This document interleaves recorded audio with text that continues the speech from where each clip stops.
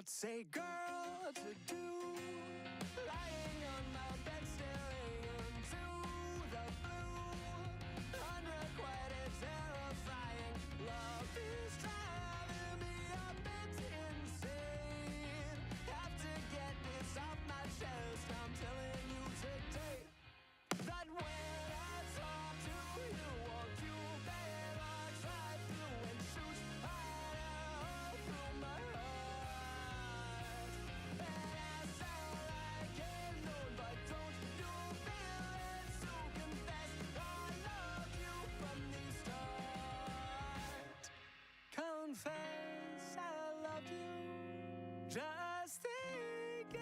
The stream hasn't started yet, okay?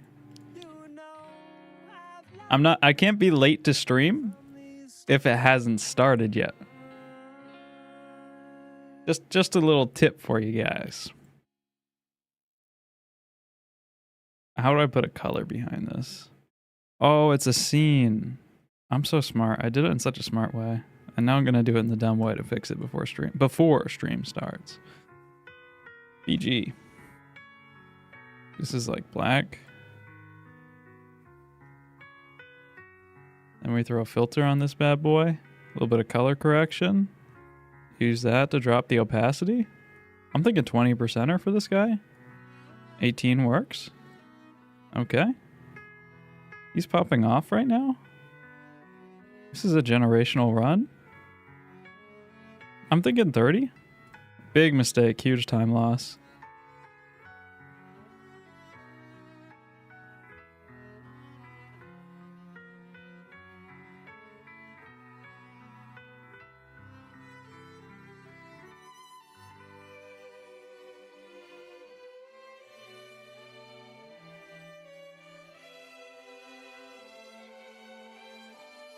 %? Pretty good. I was feeling like I was off by 54%. Where's my... Give me some music.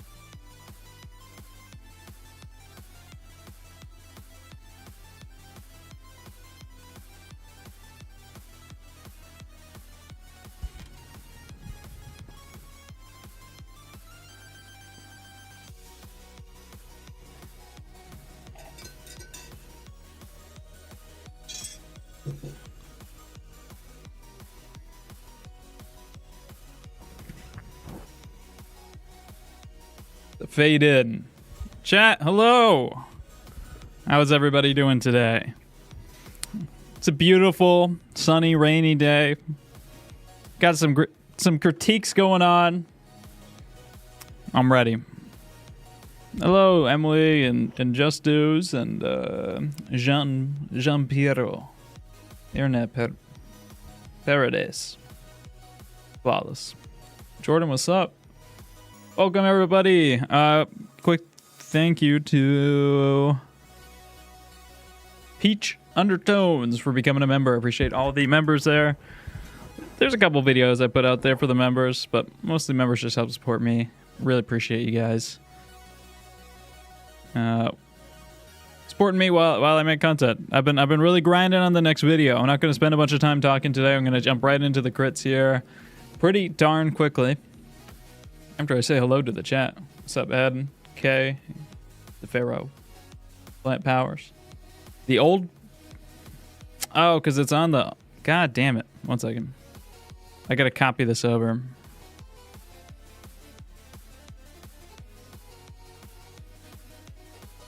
All right, there we go. That should be fine. There we go. I'm the mini Lisa. What's up, mini Lisa? What's up, Peony?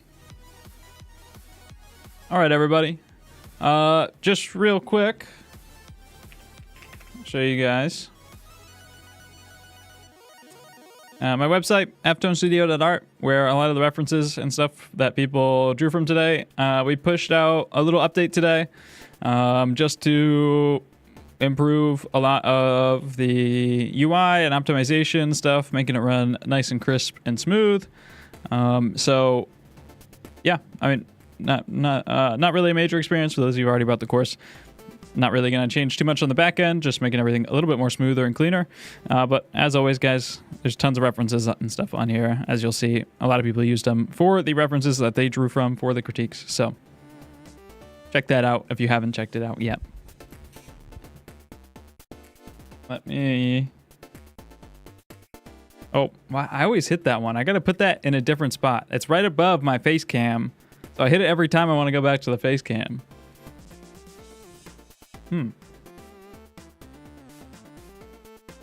Drawing a figure from the website right now. Let's freaking go. I'm so blender pilled right now. I'm like hitting blender hotkeys to move my windows around. It's just not working. Okay. Just getting some stuff organized on my screen. What's up, Evo? Evo. And so, what's up, Horse? Welcome into the stream, everybody. We are going to do some critiques today. Now, I said you can send any of your artwork to me, and I will critique it. Now, of course, a lot of you sent your artwork to me. A lot. Let's take a look.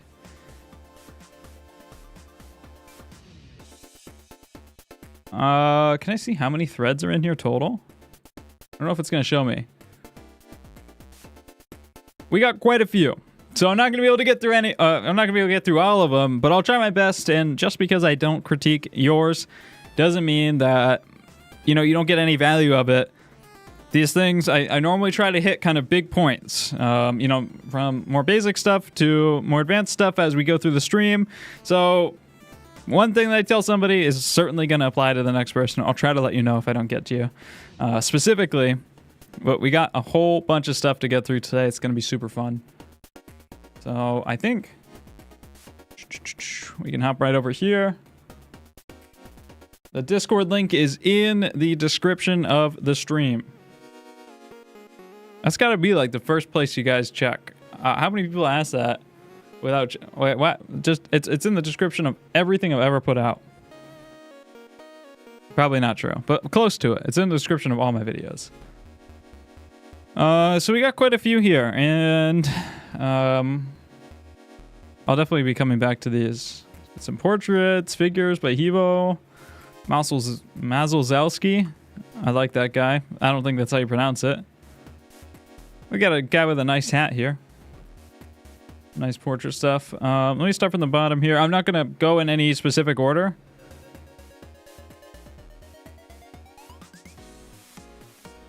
There was one. Yeah, I'm going to do this one. We're going to do a little bit of K-pop. So Dinosaur here says, I'll come back here. Dinosaur here says, my main goal was to get my drawing as accurate as I could to the reference. I tried more contrast, but I think I overdid it with the eyes. I work with charcoal. I find it easy to sketch, to lose my sketch as I shade. I also find it quite difficult to render hair. Any tips would be appreciated.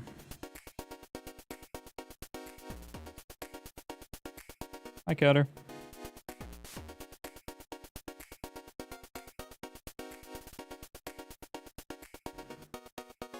All right, let's copy this one in here.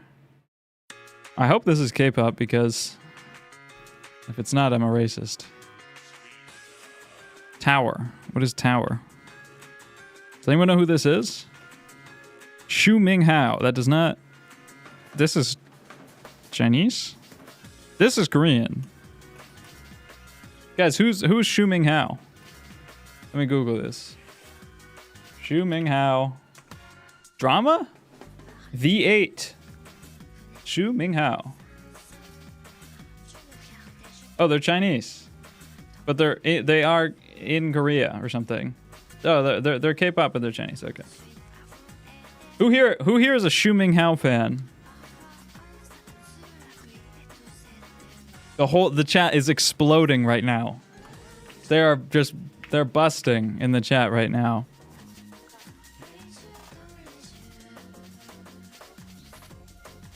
That was crazy. I didn't think we'd have so many Xu Ming Hao fans.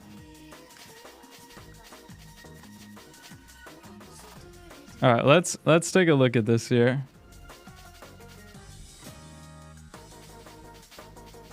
Oh my god.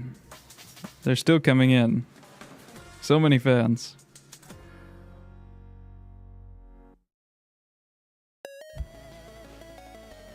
All right, so said that they were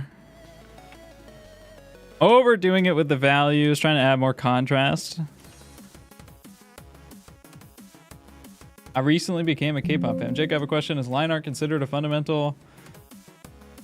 I heard a YouTube artist say it is. I mean, line art's one of those weird words that people are going to use online.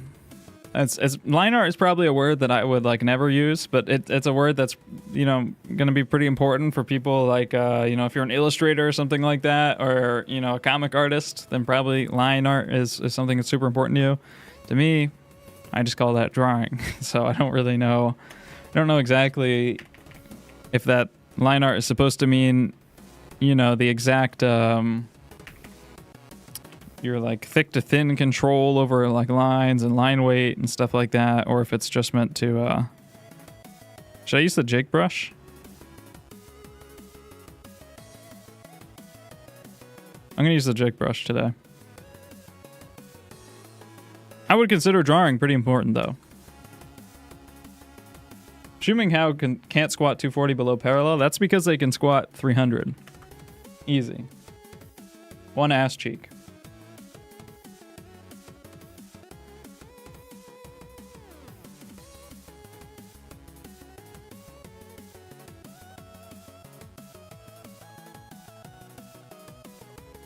All right, let's what did they say? They told me something about value, work with charcoal, so they lose their sketch as they shade. Okay, yeah, this is all like pretty normal stuff. So first off, let's compliment sandwich this bitch. I think you did. This is actually pretty good. I think this is good. Like, one thing I like is you see people, they draw and they are really timid with like the dark values or with contrast or with their groups of lights and darks. And this actually, you know, the hair is black because you're using charcoal. This is nice. The hair on the reference is black. Your hair is black. The skin is like this kind of mid, like 7 out of 10 gray. The skin is this mid, like 7-ish out of 10 gray. Like, actually pretty good. The skin in general on this person is darker than the white shirt. And for you, the skin is in general darker than the white shirt. So you actually have these big value groups set up pretty damn nice.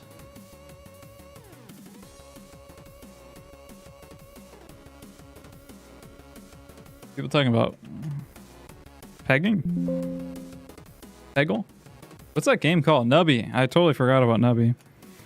Guys, I have 2 Steam hours in the past 2 weeks. I gotta lock in. I gotta focus up.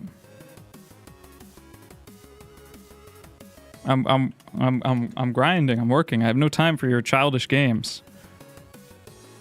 So you have these big value groups set up in a really, really nice way. And I don't think you overdid it with the contrast at all. Well, I think your big groups are fine, right? So like the eyes are as dark as they should be. The hair is as dark as they should be. You do have to be careful though with like juicy, sugar-coated highlights, right? So it can feel really good when drawing. I'll grab this color here. Feel really good when drawing to grab your eraser. Turn on my flow a little bit. and erase out and make these like really, you know, cool stylized highlights in here. And it feels like you're doing something, you know, really good and creating a lot of form. Make super bright highlights in the eyes. And, oh, let's get a really bright highlight on the nose. Let's erase, you know, these highlights on the cheeks back here, on the lips. But what actually happens is you're taking yourself further away from those big groups. So this figure, in general, if we just set up these big groups, so we have the skin tone. Right? We have the hair.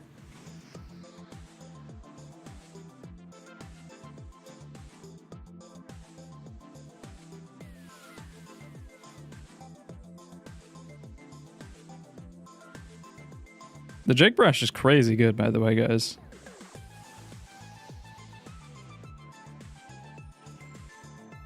It has like all the right amounts of texture. His hair kind of comes out a little bit further.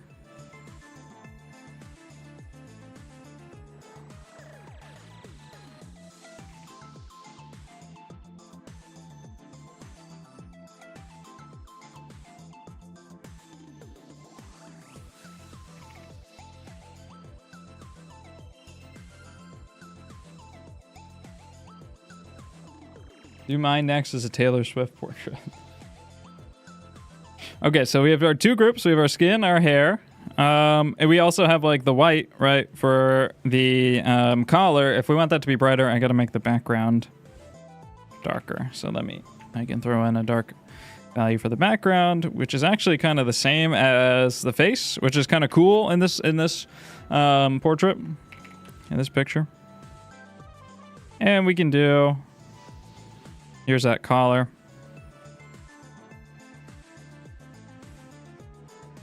And you have some shadows on like the underside of...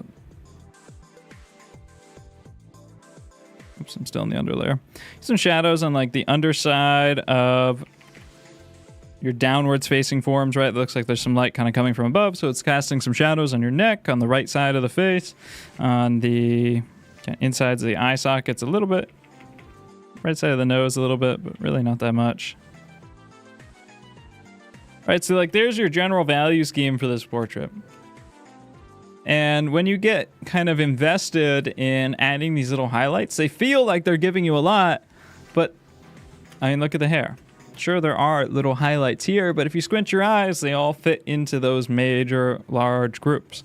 So it's more important to preserve the integrity of your big groups before or you know, while you're adding in more of those details, because if you let yourself, you're going to pull all of your groups apart. You're going to let the shadows run into the lights, you know, mix into the shadows and everything in between, and things are going to get stretched all over the place. So let me show you exactly what I mean on your portrait.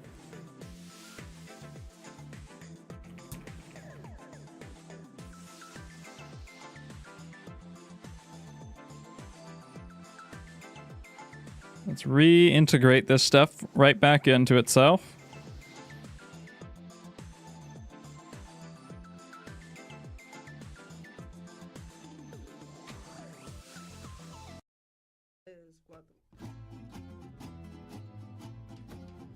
Let's push this hair back into here.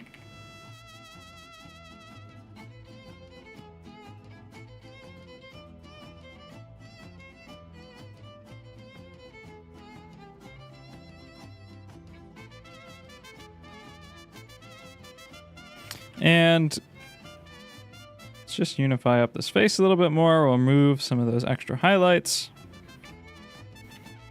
Now here, you did a good thing. You put like the shadows into the right spot, but I don't think you committed hard enough, right? So here you have the right value.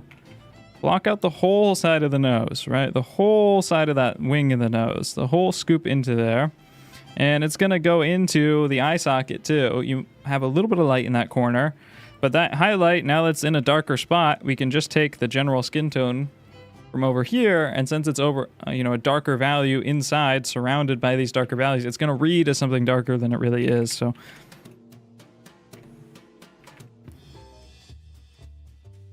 if your lights for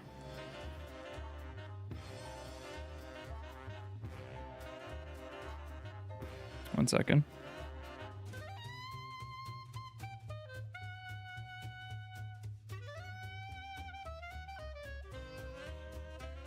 If your lights for, or rather, you know, if your general value for an area like this is the shadow or the darkness, right? And then you have the light on this side of the face over here. And then you have maybe even a brighter light over here. Let me grab this and move it somewhere.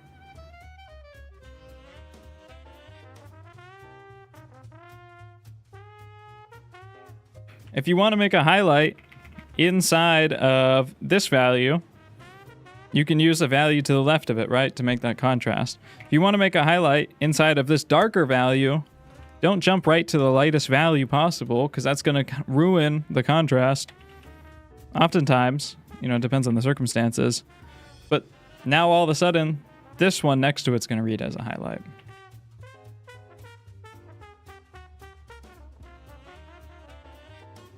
We need to talk, Jake. Pregnant man.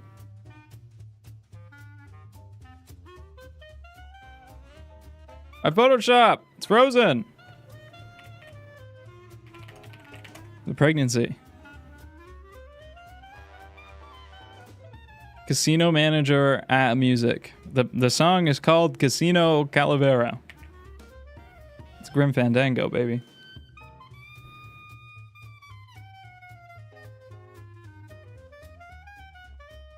There we go.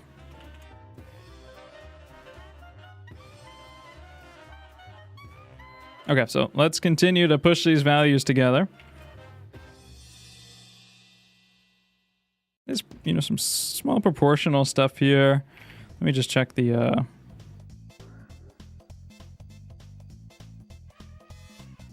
Yeah, so just proportional stuff too. I'm going to keep mentioning this with other people. I want to do kind of one topic per person. So if we take this distance here and we compare it, it brings us to like the top of the eye area. But if we take a distance, same distance, here to here, on our reference, you bring that up, it takes us to the top of our brow. So we're a little bit long here in our nose, and that's causing stuff to flatten out.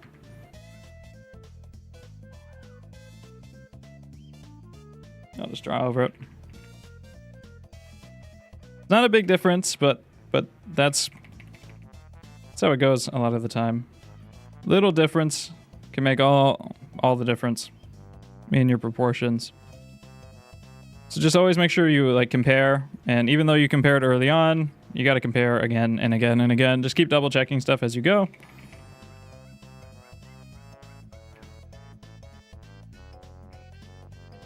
This is Donkey Kong. Not the right vibe.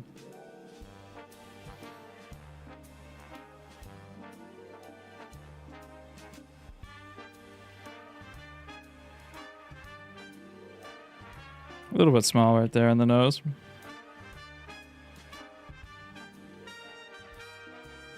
I've made them look like an anime character.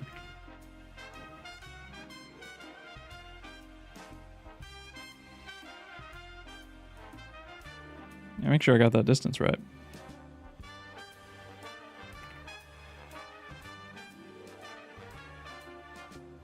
I hate fixing... I should have never fixed a proportion. I should have just focused on the values, because now I have to fix all the other proportions.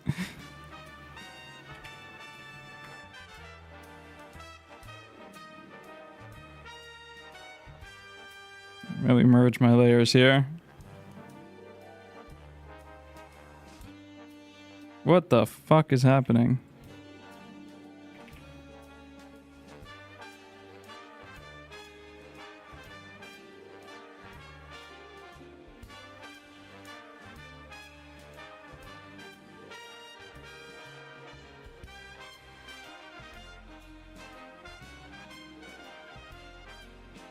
I'm not fixing... I gotta keep it moving or I'll get infinitely distracted, so I can't fix it. I can't get myself into the fixing proportion thing, or else I'm gonna spend like an hour on each one trying to like root out errors.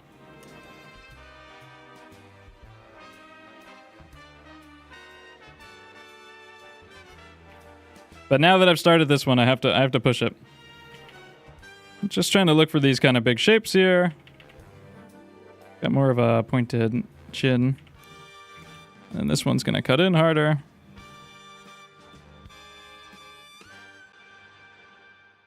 Nose probably comes down a little bit further. This lip's a little bit too big on the bottom.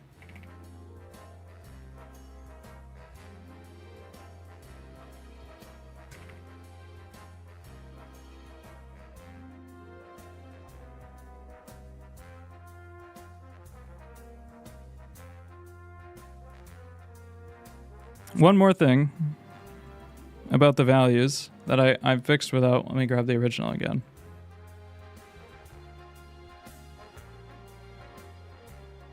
As far as sweet things that feel really nice and sugary to like coat on top, but don't actually help things, right? So first was like the big value changes in the hair or the, you know, the overblown highlights. Another thing you got to be careful of is outlining stuff. And I always see this on the nose. A lot of people fall on this like a crutch. This guy really does have some reasonable outlines around. I mean, this is like, I have never seen an outline so sharp. I feel like that's like altered in, but maybe it's just the perfect angle of the lighting here. But still, even then, right, like this is much thinner and it's much lighter. So gotta be careful.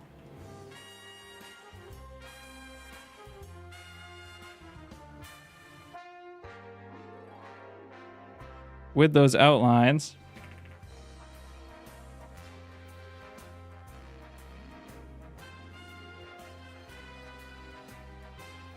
Let me group this stuff back together.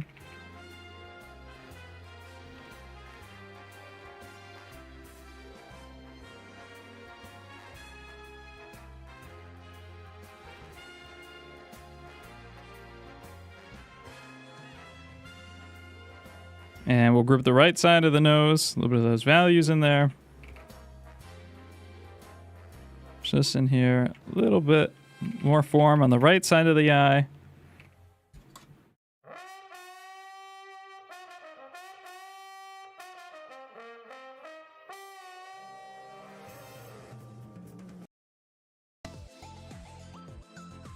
I feel like I'm always fighting with the music. I need to do a stream where I put together the ultimate 10-hour-long music playlist. Gambling stream 1 every night on Kick, buddy. Just tune in.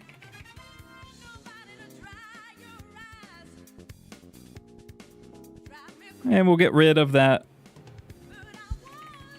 stronger outline on the right side a little bit more. That unlocks a little bit more form for us.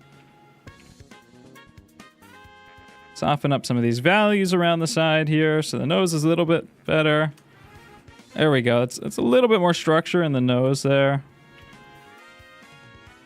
Without correcting that. You can keep that kind of diamond shape in there. You can see how there's a lighter diamond shape in here with the darkness on the sides. Is there anywhere else we're outlining a little bit unnecessarily? Not too much. And then this whole right side of the face, it's very subtle in this image, so it's hard to see. But it is darker than the left side of the face. You know, even this is 60 out of 100 on my value scale. This is 70 out of 100. The whole right side of the face is getting a little bit less light than the left side of the face. So just use, you know, your finger, paper stump or something like that.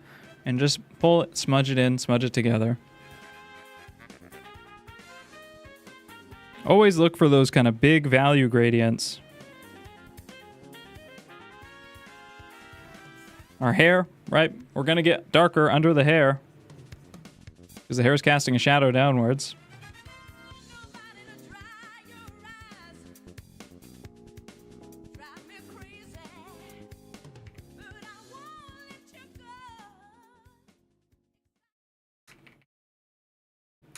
And even like the highlight inside of the eye, it's not pure white. It's bright, but it's, again, it's probably more like the lightness of like the, you know, color of the skin. Probably don't need 5 highlights either.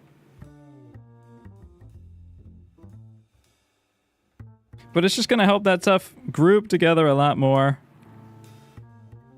And the whites of the eyes as well, like, look how dark this white of the eye is when you actually compare it to the light of the skin. Even this light of the eye is darker than the skin. So always compare things back to your big groups. You got this one pretty well, I'd say. This one, I think, got a little bit too erased out.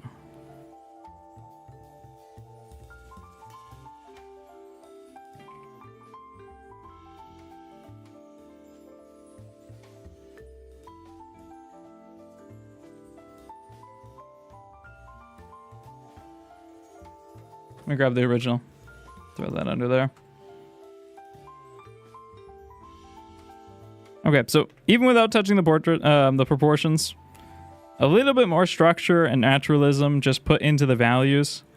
I think it makes a big difference when you don't pull those things out of their value groups in order to, like, you know, try to emphasize them. So pay attention and compare stuff back to your light points, your dark points.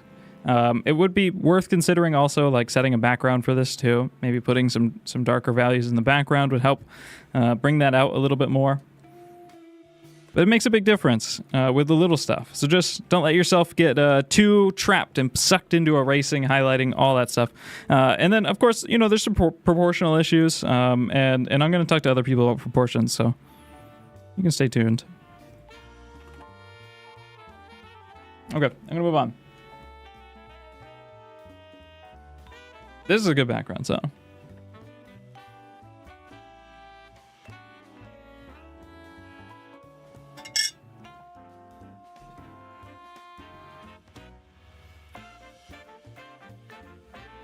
How do I create a new thread? I think you figured it out. Right. Thank you, Emily. Boomer moment. All right, cool. I wonder how many threads are we getting before the stream started, or as the stream started? Oh, none. Okay, hey. I figured we'd get like 10 extra as the stream started.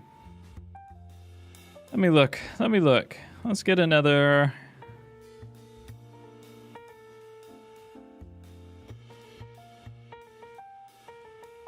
Let's keep talking about values before we get into the super technical or like construction stuff. This is a good one right here. All right. So we got, I mean, it's in streamer mode, so we got M here. I tried one of my first oil paintings and wanted to attempt to do it without creating a sketch, so it could be a more fluid process. But I struggled with creating the right tones and stopping things from becoming muddy. Could I use warm tones glaze to make the painting look warmer and more saturated? You could. Is it better to keep learning by doing just loose paintings? Should I focus on following through your academic drawing course first, then returning to paint? Okay, so there's a few things here. Let me grab this, come into Photoshop.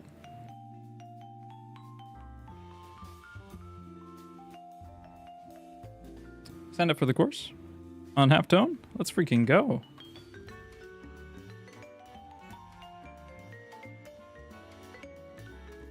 Hey Jake, is that water or alcohol in the glass ball? You know, some cars run off ethanol, so why can't I? Okay. So the thing is like, I hate to do this to you, but you should definitely draw or do a sketch before painting, because painting is really, really hard. Okay? Painting is very hard. You should make it much easier on yourself and just get the proportions down first before you put down some paint, because you're going to lose it all when you paint. And if you're trying to focus on your proportions and your color, your values, your saturation, your thickness of paint, if you're adding medium, all at the same time, everything's going to go to shit. It's just too difficult. At least until you have a good amount of experience. Even then, right? Best painters, I'm going to point to like Corrales Duran, right? Sargent's teacher, this guy's teacher, he did sketches in charcoal first. Sometimes, you know, they only take 20 minutes, 30 minutes, whatever. But you just do it first and it makes your life so much better. You're going to hate to hear this too, Sargent fans in chat. Sargent drew in charcoal many times, frequently, before he painted. He didn't just a la prima everything, all right? I'm sorry to tell you. I actually used the Sargent drawing technique on a portrait, the one I showed you guys last stream, the portrait sketch I did, which I read in some account of his teaching, and basically, this isn't really a technique, but you do a little sketch, and then if you don't have fixative, what you can do is you take a little rag, and you just bat at your painting, or your charcoal sketch with the rag, and if you hit it back and forth, you won't destroy the drawing. You know, don't rub it, because that will destroy the drawing, but it will knock off all the loose fine charcoal and make it so you can paint over it super easily. That's a little nice tip for y'all.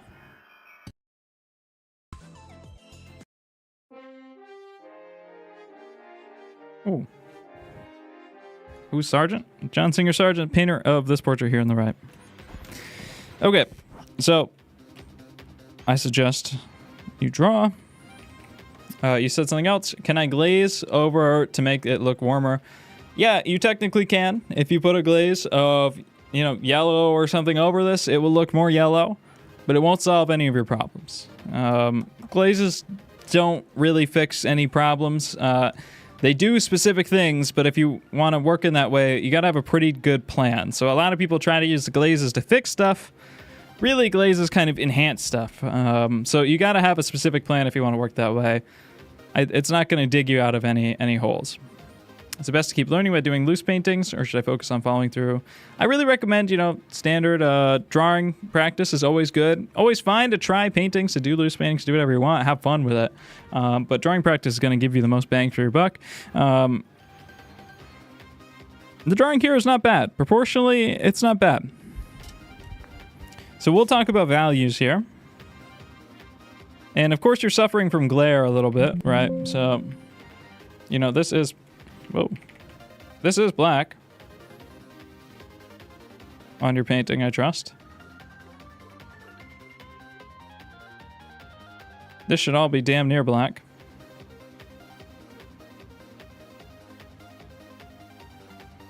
What we need to do is work from our darks to our lights, right? This is the same way Sargent learned in Duran's classroom. First, you put in your darkest colors, filling in big groups like the background, the hair, that type of stuff. Next, we deal with the shadows on the face because those are the next darkest point. So what is that? It's the side of the face. And if I look at this side of the face here, like what color is that? Well, color has a few different sections, right? Color has hue. Let's do this. So color has hue, H, saturation, and value. So hue... I got the jig brush. So hue is what we commonly think of as color. It's red, green, yellow, blue, purple. It's whatever that... It's hard to say hue. It's hard to describe hue without using the word color. It's whatever color it is, basically. Right? And then we have saturation, which is how bright or how gray something is. So is this a really gray blue? Let me turn up my my opacity. So is this a really dark gray blue? Or is this a bright neon blue? Or yellow? Or red? And value is how light or dark it is, right? So is it black? Or is it white?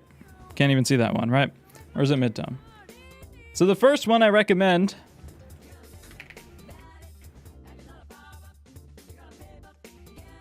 the first component of what color is this I recommend to look for is value, right? So which value is this patch here on the side of her face? Well, I'm just going to think a scale of 0 to 5 or 1 to 10 or 0 to 10, whatever you want to do. 0 is black. 10 is going to be bright white, pure white. I'm thinking that, squint my eyes, look at it, this is like a 4 out of 10. It's pretty dark. It's not anywhere near that black that it's next to, but it's on the darker end of the spectrum and probably a little bit more than halfway. I'm going to say this is like a 4 out of 10. So here, I'm going to pick that on my color slider. I want to draw chicken, said 4. I agree. So here's my 4. Let me Now I'm going to sample it and see how close I was. All right, I was a little bit off, actually. Depends on where you're looking, but at the darker points, it's actually really about a 3 out of 10. That's fine, though. I'm going to stay with my 4, just carry through. Now, which hue is it? This one's easy. Is it yellow? Is it blue? Is it red? I'm squinting my eyes. I'm opening my eyes wide. Sometimes opening your eyes for color is nice. It looks pretty brown. It looks kind of red. So I'm going to make it pretty brown, pretty red. And finally, saturation. Saturation is our last point. How saturated is it? Is it pure gray? Is it the brightest it possibly can be? The most saturated it possibly can be? It is pretty saturated, actually. It looks like there's a good amount of color in here, even though it's kind of brownish. Our shadows tend to be on the more saturated side. There's a lot of red in these areas here. So I think that that's actually pretty darn saturated. I'm going to say it's more than halfway saturated. Maybe a little bit less than that. A little bit more brownish.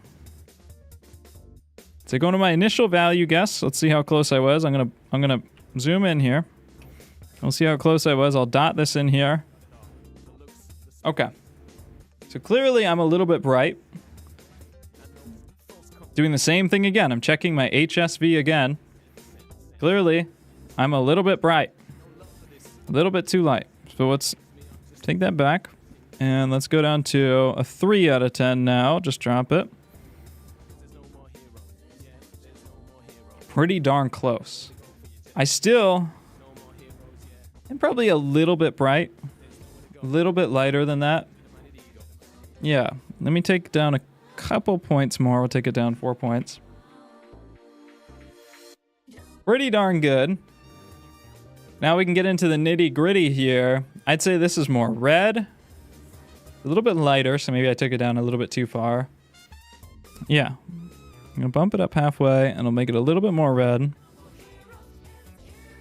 And we're still feeling off, so let's lower the saturation a little bit and see if that helps. Pretty darn good.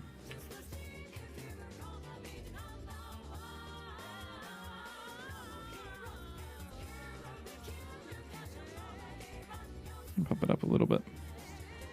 And I would really recommend, and normally I recommend if you're doing this traditionally, to do it with, go to the Home Depot and get some paint chips, some paint samples, and do this directly on those different colors. And just practice doing it until you get it 100 billion% perfectly right. I don't think lowering the saturation was the right choice. That's pretty darn good, yeah. So I'd say that's pretty much perfect. That's what that color is, right? So that's where you need to be at. Is brown and orange? Brown's like an orange-red, yeah. Just, We rise up and stand tall, united. So, you have to do that for the whole painting, okay? But don't tie yourself up on it so much that you go crazy, okay? So you can kind of now take that color that you mixed. Let me reduce my flow back down. You can now take that color that you mixed and smear it. Give it a good smear for like mostly everywhere that it fits in, right? If you see a pretty significant change, like down here, it gets a lot brighter, then it's probably worth it to mix a secondary tone for that area. So the next thing you would want to do, right? We have the background, we have that big shadow side of the face. We push that color into as many areas that it fits into. I would probably go around and just look over the whole painting. Where else can I put that into? And if it's close enough. We can always come back in with the right color later on and modify it as long as it's pretty darn close. It doesn't really even have to be all that close, to be honest. The next step I would do, the next biggest group is just the color of the lights, right? So let's do this one more time, okay? One more time.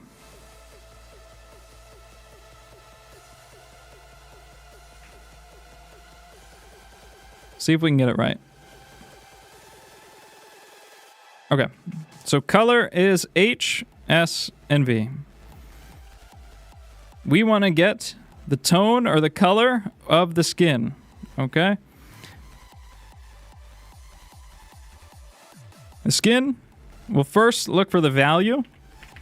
The skin, if I squint my eyes, open them, squint, well, there's no white on this page or on the skin anywhere. There's some areas, some highlights that are pretty darn close, but none of them are white, especially compared to the tone of my canvas here.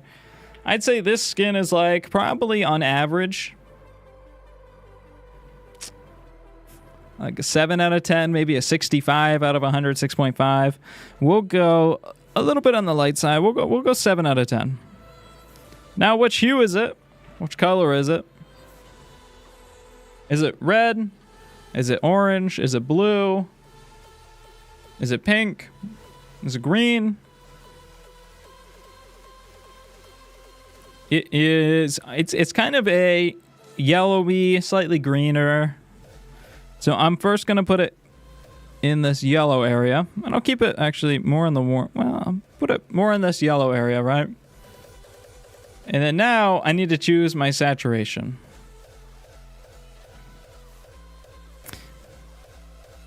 What?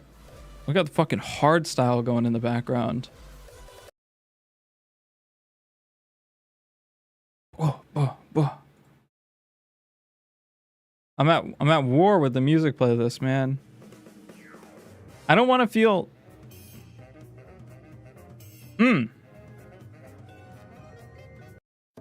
Wait. Nintendo music to prep for exams. That's what I'm looking for.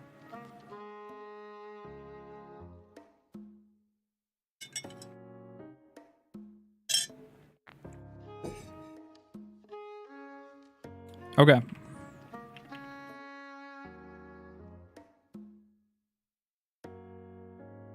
And finally, we want to know how saturated is it?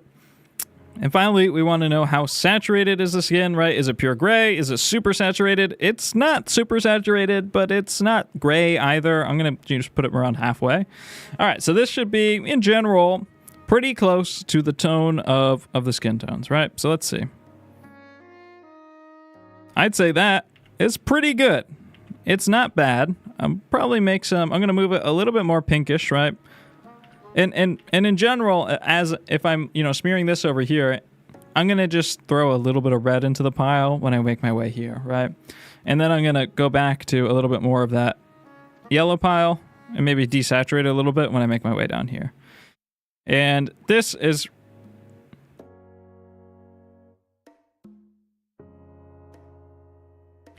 All right, like this is how I'm going to lay in.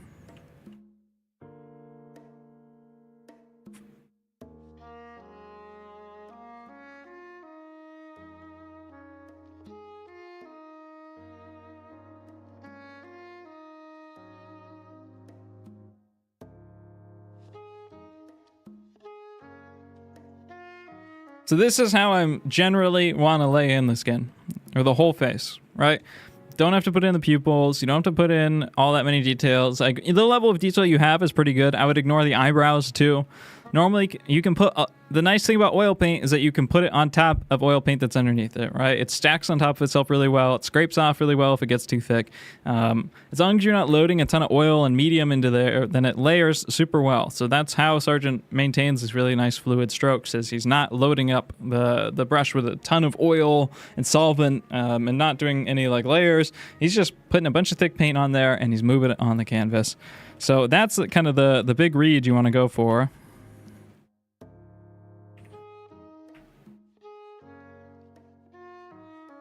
You can add a complementary color to the one you're desaturating.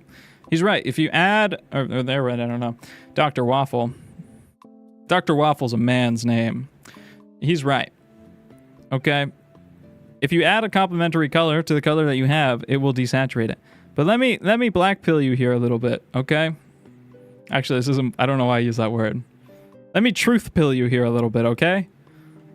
You want to know how to desaturate a color? Just add some black. Just add some ivory black. It's totally fine. Every painter throughout the entirety of human history has used black. The whole don't ever mix with black is like some really weird modern thing that that wasn't really pitched by any realist, any like painters or realist painter or classical painters. Everyone used black until more modern painters. So it's totally okay to use black. If you lose some saturation, just take some saturated colors and mix it back in, and you'll get back to that saturation. Ivory black is going to serve you really well. So you don't have to make things super complicated and be like, okay, well, now I need to let me triangulate myself on the pyramid and look for my complementary color and move through color space and pull out my Munsell color charts. Just throw some black in there, and it's going to be okay.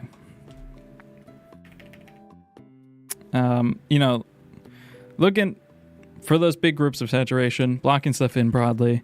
Looking for the big tenets of what makes up a color and blocking stuff in broadly, and just taking your time to match those colors exactly, match those values exactly, and you're going to get there. What's up with Peppa Pig here? Did you clean the house on Monday?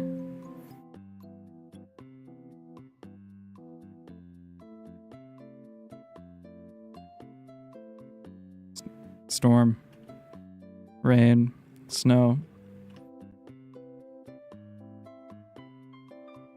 I was trying to think if I recognize that, but I don't think it's a copy. Storm, rain. Jake's been watching BP edits. I don't know what that is. How do you desaturate? I already answered that question. Okay, cool. Blackpink. Yeah, I'm a big K-pop fan. Well, I like Pink Panthers. All right, who else? Who do we go to? Maybe we'll try to come back to Potluckins later. Cat painting final. That might be a good one. Jordan's got a nice figure here. We're on like a kind of a value and like big group range. What am I looking at here? This is a collage I made after a visit in Berlin and witnessing the huge gap between the poverty and the rich. Oh, some art school type shit. With that piece, I wanted to depict the way that the poverty exists in all the rich areas that felt excluded and separated. That's why I put a wall and the tunnel in front to imitate the isolation. With a staircase, I try to symbolize that often the lower class gets depicted at the bottom of society, and although the staircase exists, the way seems difficult because of all the hard rocks. Except I know that it's not art in a traditional way, but at the moment, I find to express myself and my feelings better making collages and working on paintings. And I forgot the problem I have is that I oftentimes switch to easier and no skill art rather than keep my focus on my painting skills. Well, then, what do you want me to say to this?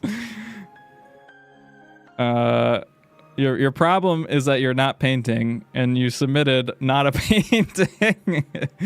I don't know. You could paint it.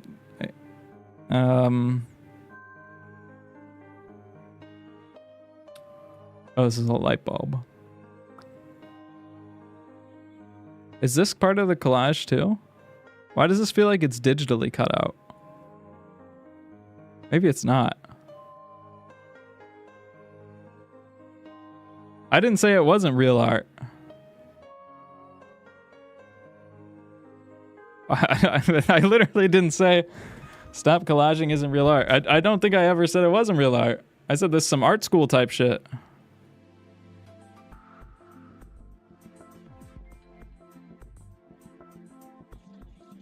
Is this a what is this? Is this a digital? I feel like some of this stuff is done digitally. Like, is this like a shadow? Yeah, I don't know if I have anything to say to this.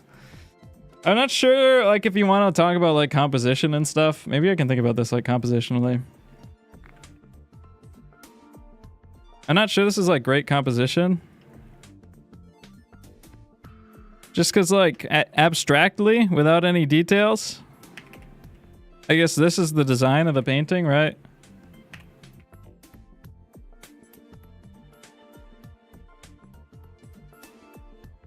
By the way, my advice, my actual critique for you is if you want to paint more, you should just paint more.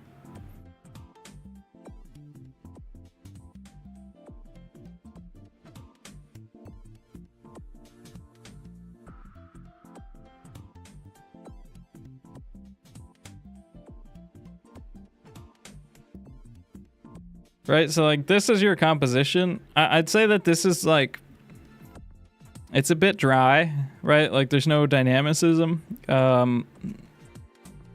You just have everything is like large square, large square, large square. I do think that it is nice that it's divided into relatively nice shapes, right? So like these shapes are a little bit closer to each other, but you do in general have like a big shape, a medium shape, and then a small shape. So I think that's good. I would just kind of maybe try to break up the like edges and stuff like that.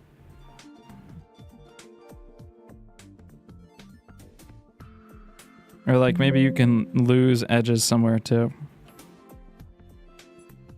Yeah, I'm gonna move on from this because I really don't know what to say to you.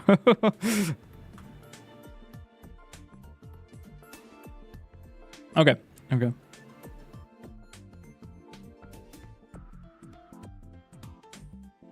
Let's go back to one of these at the beginning here. All right, Mayo submitted their cat. My main struggle in all of art, my main struggle in all of my art is my struggle in getting lines straight lines in proportion. I'm really happy with most of the color and value I use, but I feel I always deviate so heavily from what is proportionally accurate. I still really love this piece, but every time I look at it, there's always something small that bothers me. I guess my main ask for critique is how to better prepare for painting like this, and what I should look for in the future when I'm starting a piece, finishing a piece, cool, make sure I get proportions right, blah, blah, blah. That sounds good. The cat on the left is named Ethel, and the cat on the right is named Leslie. I also think I wish I had more time on this. A lot is done alla prima. Well, that's fine. That doesn't make too much of a difference. Most painting's done alla prima. Even if you're going to use glazing or whatever, or some sort of indirect method, you're still going to do the vast majority of the painting, you know, quote unquote, alla prima. Well, I guess unless you mean doing it in one session. Sometimes people say alla prima is just like wet on wet, and then sometimes other people mean like only one session. Okay, so you're wondering how do you prepare to get the values right on stuff? How do you prepare to get the proportions right on stuff? And then just kind of set up for a painting in general. I agree, you're right. Like you've lost a lot of those proportions, which is a shame because like the cats are the focal point, right? And the cats have gotten a lot smaller. You know, the head on this guy is pretty small. On this guy, the size of his head, just like, and this is why I tell people to draw figures and to do academic work, because when you're counting heads on a figure, it helps build that sense of measurement. Oh, shit, I didn't switch over. I'm sorry, chat. So this head is smaller than his body. Right? And if we come over here, the reason why I recommend we do academic work, draw figures, that type of stuff, is because if you count heads on a figure and you say, okay, this guy's head fits into his body, you know, X amount of times, 5 amount of times, 8 amount of times, depending on how they're standing. Well, this cat's head fits into the body like a little bit less than 3 times, right? And from top to bottom, twice. The highest point. On yours, you're like 3.5. 1, 2, 3.5. This is 2.5, right? Yeah, 2. I think 2.5. 1, 2, 3. Yeah, 3.5. So you have like an extra head in width, and you're gonna have like an extra head in height. So checking stuff like that. Also, I would imagine you probably didn't do some sort of preparatory sketch for this. You're gonna do some sort of painting that is more than just sitting down and doing a study or a sketch or something like that. It's, you know, some sort of composition, something you want to design and think about and prepare for and execute. Then you should do some sort of sketching, right? So a small thumbnail sketch first.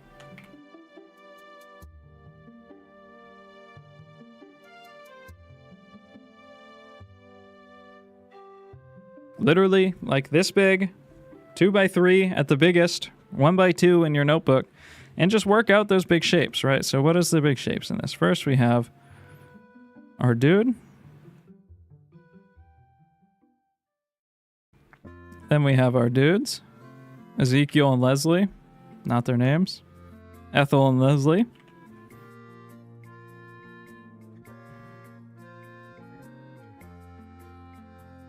We have our baker's rack over here. It's a little bit shorter aspect ratio.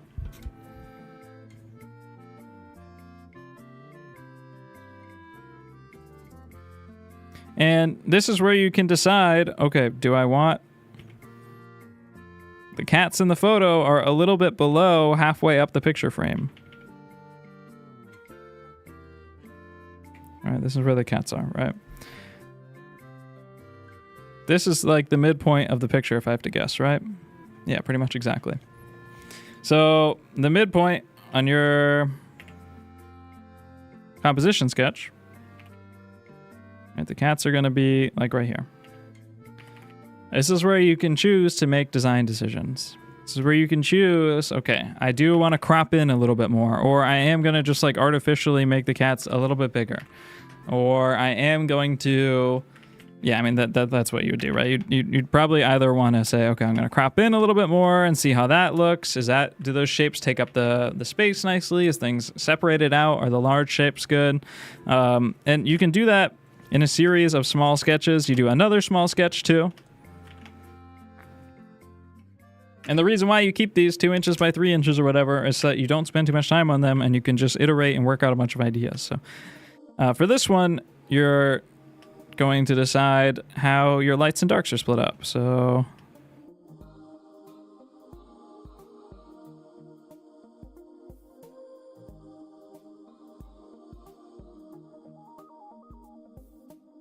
okay, won't let me fill that in. Okay, so I'll scribble with some charcoal or my pencil here, and this is how the lights and darks are split up in the image. Right. Is this good design? Does this look pleasing? Is there any way that I could improve this? Would it make more sense if, would it look nicer if this wasn't in here? Would it look nicer if, again, if I cropped in a little bit? Would this be nicer? These are the things you want to think about. If you want to do a really nice, really perfect painting that you put a lot of work into, you should make a drawing at the same size as the final canvas, and then do the drawing. You don't have to render it fully, but do a proportionally accurate drawing and separate out all the lights and darks and get it looking real nice. That's called a cartoon. And then you tape that drawing. Well, first, you rub vine charcoal all over the back of the drawing. Then you tape that drawing to your canvas, and then you use a ballpoint pen or anything with a hard point, and you press down on your drawing, and anywhere that you press down on, it's going to push that charcoal on the back of the paper into the canvas and make a firm line. And then you can transfer your drawing to your canvas perfectly. So those are all the things that you should do if you want to make a really great painting. Those are all the things that you should do. At least the thumbnail sketches, you can do that in like 30 minutes or so, and you'll save yourself a bunch of time doing little sketches and stuff like that just to work out the elements too.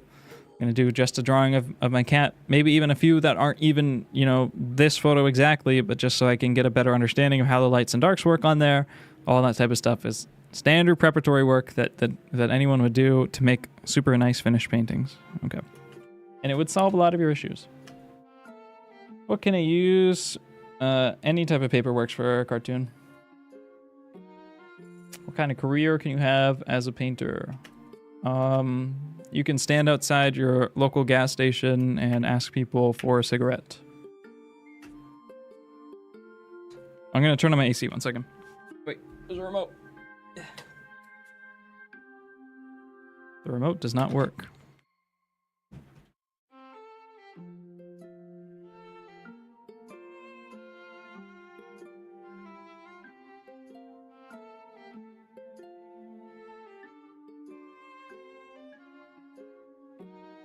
Okay. Oh, it's hot. I don't have a house. I'm outside the local gas station right now. By the way, do you have any cigarettes? Okay, so let's work on your painting a little bit.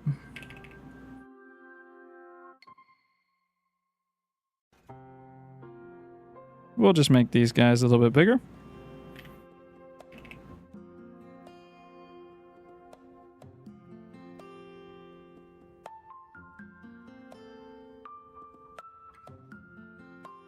Now they occupy the focal point much better.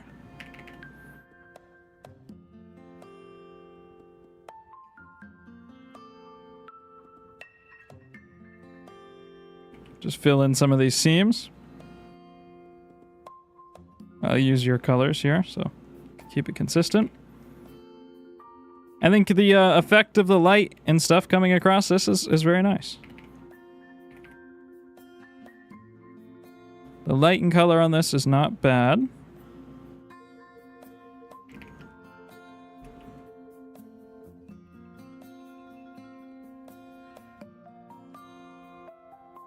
But some of this stuff needs to get grouped a little bit better, right? So you have made a little bit of the mistake that I was talking about in the first critique, where you see some nice highlights and you want to add those highlights. You see some nice details, you add those details.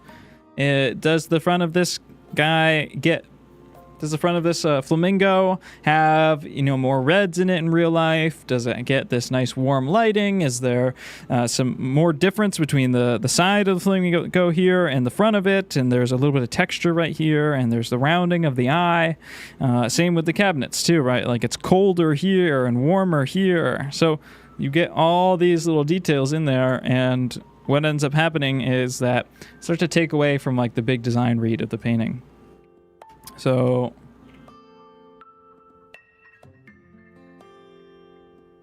let me go back to my Jake brush.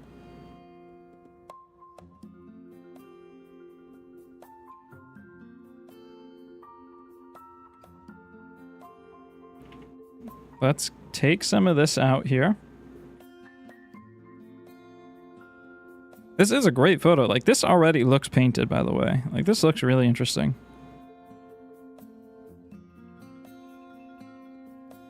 Take some of the saturation out here because it's quite cool.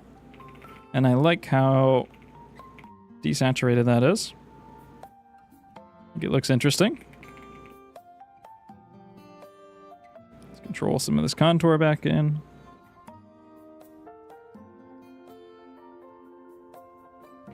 Okay, now this background, again, same thing as our last one. What color is it? What value is it? More importantly, the color's not too far off here, but the value probably is more of a 4 out of 10, 3.5 out of 10. Let's do 38. Should be pretty good.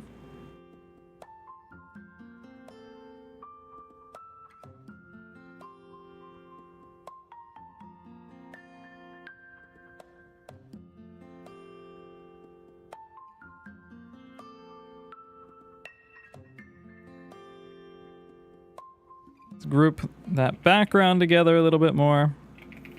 This guy's actually got a much bigger nose.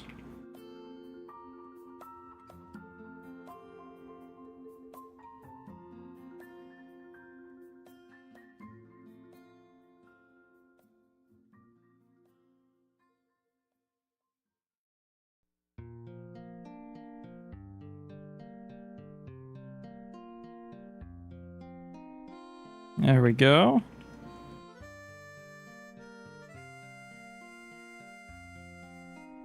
Kind of curve this around back a little bit more. Not that it matters all that much for this demonstration, but just nice to get the right gesture and design into this.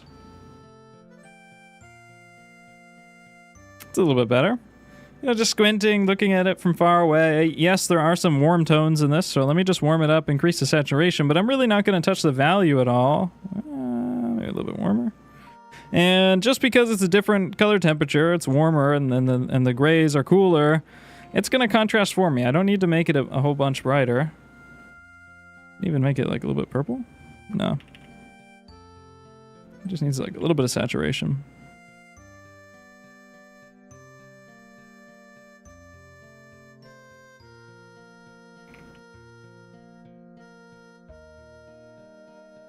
Let me stamp some Jakes on there.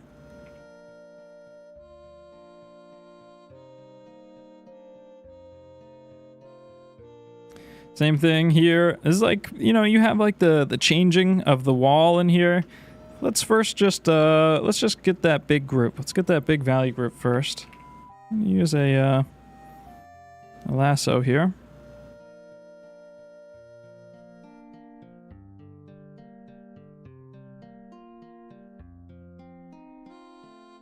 And stamp some of these down there.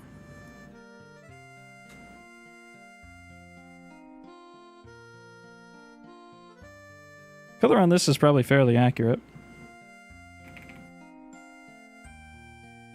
And then really commit. You know, if this is dark and it's in the foreground, I guess, you know, same thing as the other one. You know, commit to it. Make it nice and dark. Put it in the foreground. This was probably some sort of creative choice to leave out, but I'm going to put it in.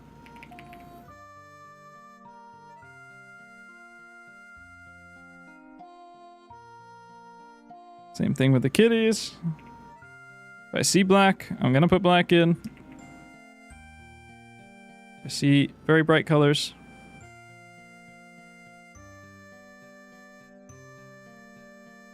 I'm going to put the very bright colors in.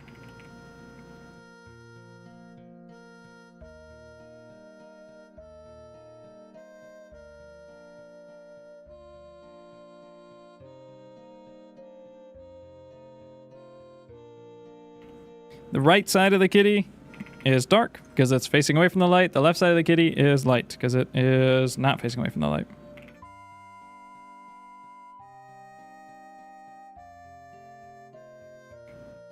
Right, so it's just about big read of stuff, making sure you have the proper contrast, and making sure you do the work to get your proportions in correctly. Right, that's what's most important here.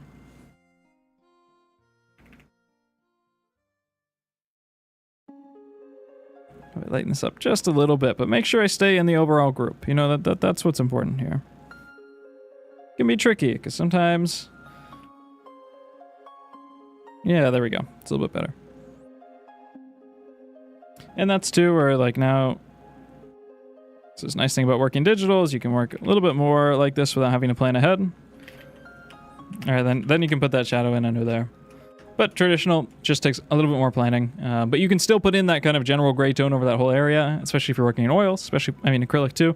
And then you can put that darker tone across, and it's going to go over just fine.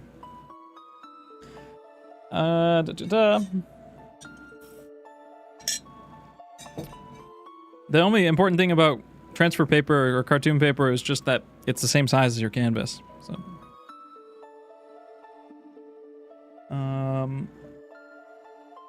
really focus on values. I see colors in the same way you guys can. Yeah, values are very important. Maybe you guys are talking about something weird, though. You're talking about smelling colors, I think.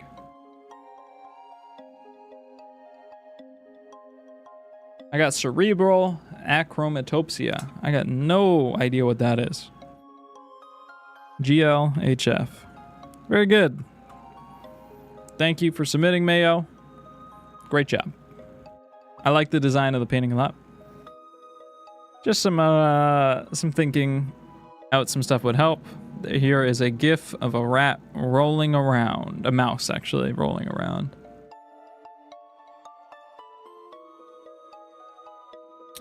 Got Mr... Let's do Mr. Topher here. Judith and Holofernes. After Simone Vouet. It's a good painter. I think it's Simone Vouet, right? Simone Vouet. Oh yeah, I was right. Okay, French painter in the 1700s, I think. Maybe. Yeah, from the 1700s, French painter. I just finished and would like a critique on this study of Vouet's Judith with head of Holofernes. The main intent for this piece was to work on accuracy and gain deeper insight into Baroque art. I struggled a lot with closing and her face. It works, it's a good face, but it's not as accurate as I would like it to be. I don't want to fall into paint the same face on everyone. Not really much of a concern. My goal with art materially are to work in a combination between Baroque and Fauve styles. Highly saturated colors, which sometimes depart from reality as they prioritize undertones over the main hues. Blah, blah. That's fine. You got a Matisse. And I don't know who this guy is, but sure. I see the vision. Darkness and drama, Baroque, I want to keep, and subject matter of the Baroque is something I really like. Cool. Get some nice references. Strong foundations, important. Stylized art, very true. And what the purpose of Vouet study is, in addition to the study of Vouet, these paintings have done.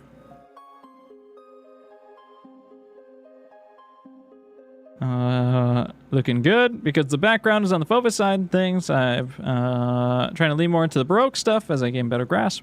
Understanding, I didn't mean to like that. Understanding that you aren't as interested in expressionist forms of art. Appreciate critique. Okay, cool.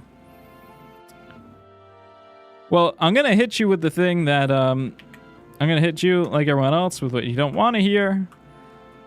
You're not going to learn to paint like this, at least not very efficiently, or possibly not at all, without doing a lot of drawing. Because that drawing is going to allow you to focus on your draftsmanship, your construction skills, and your value skills. Technically, it's technically possible to work, to learn those skills without drawing, but it's horribly inefficient and only technically possible.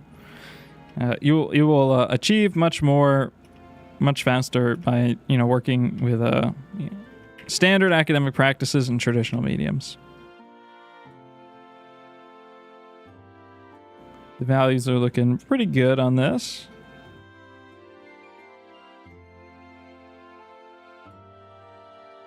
There's strawberry love in chat.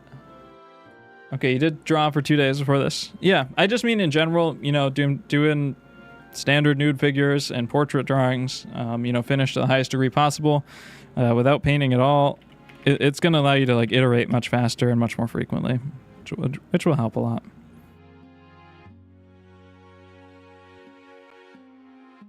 Is it possible to draw both? Yeah, I mean, of course, drawing is painting and painting is drawing. There's no difference, but there's really only no difference once you get to a level where you can kind of handle both of these things at the same time. Otherwise, it's just trying to, I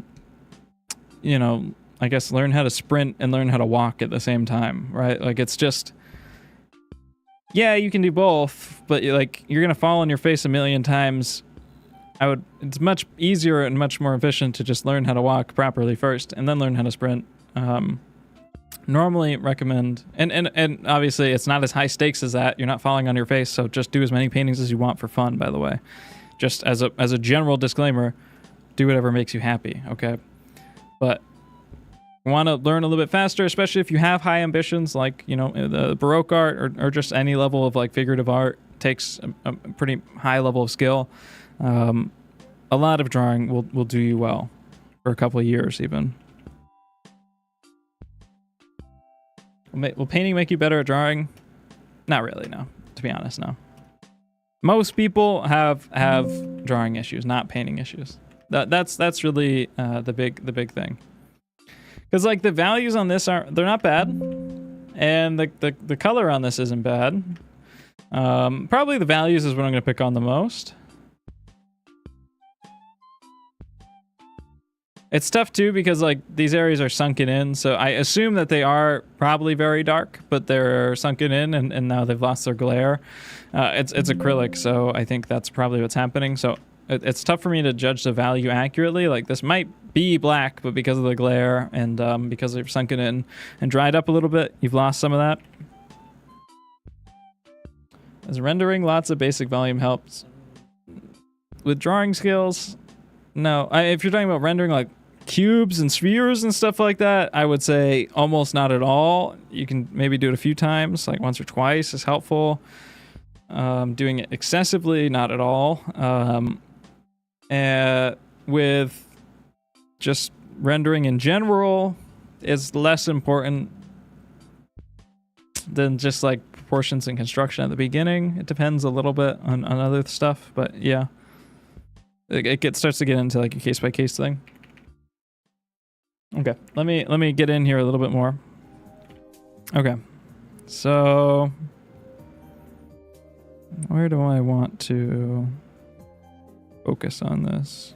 You did a nice job, composing it, right? You have this nice general sweep. This angle looks pretty good. She's positioned in the frame pretty well, actually. So I think the drawing is reasonably accurate. Like, you have like all the big shapes down.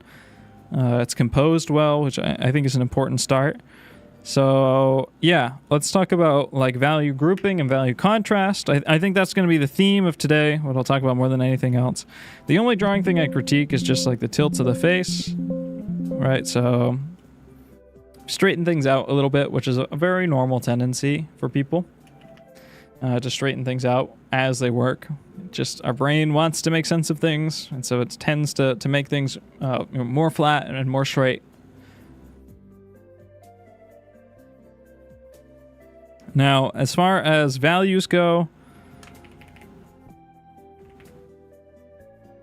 I am going to just darken this up. I'm going to trust that this is darker in person and that you're just catching some glare here.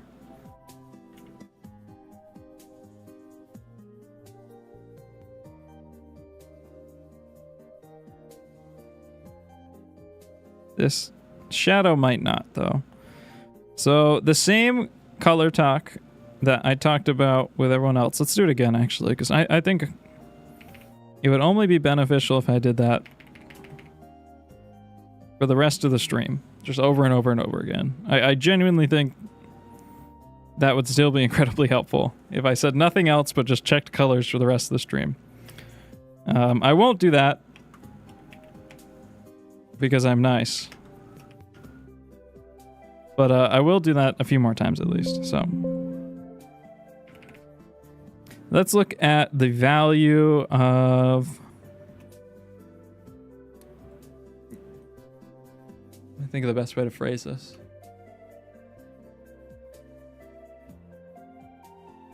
So paintings are divided into groups, right? In order to make a painting look realistic, or to make it look like its subject, or to even design it well in any way, paintings have to be divided into groups, right? So in general, on this painting, we have our lightest areas, like the whites of her flesh, the whites of her dress. Turn my opacity up. Whites of her flesh, the whites of her dress, the lightest points of the painting, are all in this family here. And then we have like our middle groups of the painting. So I'd say that's the lights of the dress, this blue here. Even that starts to get a little bit. The darker folds of the dress, the darker halftones on the skin fit into this group. This is the middle group of the painting. Right, and then we have the darks of the painting, which I would say are... Maybe this could fit into like the mid-tone. I'd probably still put this in the darks. We have like the hair, the really dark parts of her dress, like this. Obviously, the background and her hat, the dark folds. Anywhere else it's really dark. That's most of the big dark areas. The shadows on the flesh, too. So we have kind of our groups for the painting. So when we look at somewhere like this sword handle, this pretty firmly fits into the darker or maybe the medium group. We'll say like the darker group for the handle here. And then the highlights on this, they're bright, but they're not as bright as the white of the flesh. The white of the flesh or the white of the dress. They're not as dark as the highlight, or they're lighter than the highlights on the blue dress. They're darker than the highlights on the dress. They're darker than all of the skin. They're darker than whatever this is right here. Pretty close, though, actually. Very, very close to that. Right, so our brain is going to see this highlight, and because it's contrasting against something dark, we're going to make it pretty darn light. But in actuality, it really is much more. Even that's too light. It really is. Even that is too bright. You get this like, it's basically just one notch up from our dark area, but a little bit lighter. maybe a little bit more desaturated, a little bit more yellow, right? That's our HSV. So what happens is, in some of these areas, our brain just gets excited and it will see a dark like this and it will look for that highlight and it will just overshoot it, right? So we're getting too close to the dress here. We're on the same tone as the skin here, a little bit darker than here. And we're lighter than this. So those points that we checked it to earlier, we're not falling within the same range again. So that sort of misplacing the overall value group, I think, is happening in lots of different places on this one. And that's pretty common. I mean, that is extremely common. That's just what painting is.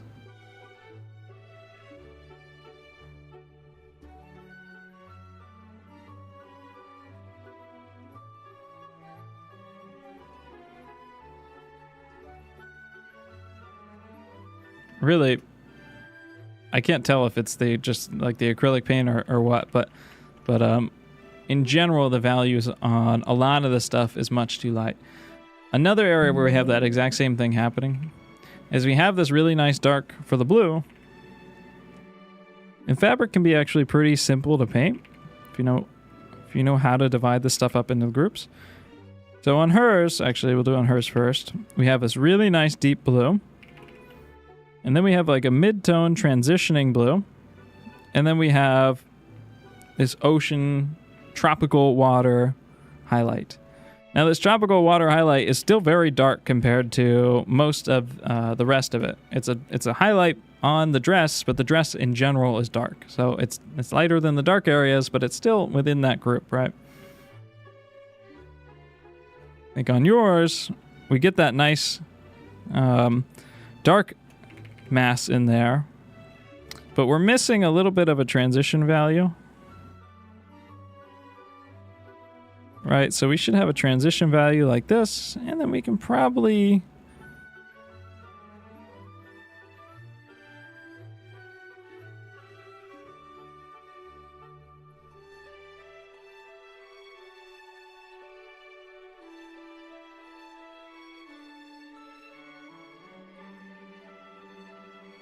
And actually, my instinct there was to make it lighter. It's not actually lighter in these areas. It's just, I think, more yellow, more desaturated. And I made it lighter there, and then I caught myself. So, it happens all the time. You always have to... That's why painting is difficult, because you might think that something is a value issue, but in actuality, it's not a value issue. It's like a saturation issue or a hue issue, because now you can... If you have 3 dimensions... you can explain contrast, or you can have contrast in any of those 3 dimensions, right? So you can create crazy effects by using hue to contrast things or saturation to contrast things, and you can make, some sort of play in between all of these elements at the same time. But painting is incredibly difficult for that exact same reason, because it's extremely difficult to control all those elements at the same time, and generally no painter does. They just kind of pick one area that interests them really well, and they're okay at everything else, right? So some players, some painters will play with color a lot, and they'll use lots of different color contrasts, and then they keep their values more simple. That way they can handle it. Others with saturation, others with, again, there's more to this too, right? There's like edges, and you can play with like soft and firm edges. Creates like a feeling of atmosphere. It starts to divulge into a million different topics and gets a little bit too complicated. Let me read the chat for a second. The tips on determining values in a photo painting. Same thing as the color guide, right? You just have to, drawing practice, right? Drawing practice, especially with charcoal, is value practice. That's why you do it. So that you can learn to look at things and get the values right on the first try. It's very important. As close as you can on the first try, and then make your adjustments. Learn how to lay your kind of big groups, your big gradients first. We'll go to a figure after this, and it'll be perfect to explain it.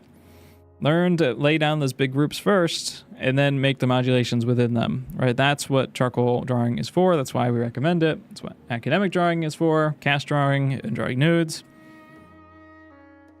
Oh, never mind explaining it now. Well, I'm explaining it now again.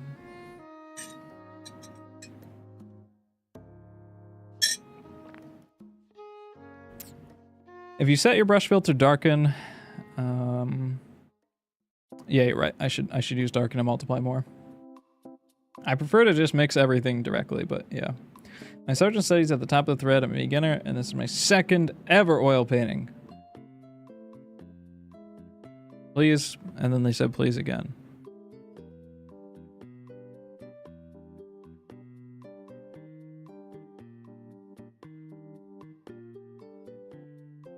I'm not gonna do yours because you said, well, I'm not gonna do yours just because you said please right now. But I want to look. Is it this one? Because I can't fix that. That's already beautiful. I'd never seen this Sargent painting though. I didn't know Sargent had it like that. Okay, let me let's do an academic one. Probably do Potluckins here because I think that's a really good example of the same value stuff I've been talking about. Oh, I kind of want to do Christus too.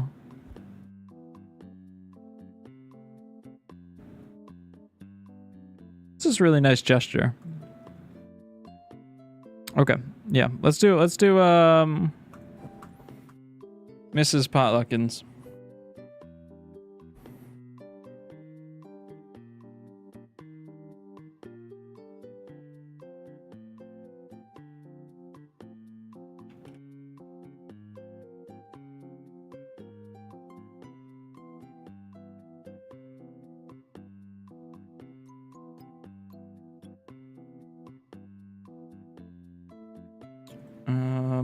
I swear to God, if you didn't give me a full figure shot. You blew it. You blew it. None of these are the full one. My brother in Christ. Oh, maybe the canvas isn't big enough. It's totally big enough. What canvas would cut off that short? Why didn't you give me... I almost want to not critique you, but I will. I was going to go to Krista for a second, but I decided to be kind today.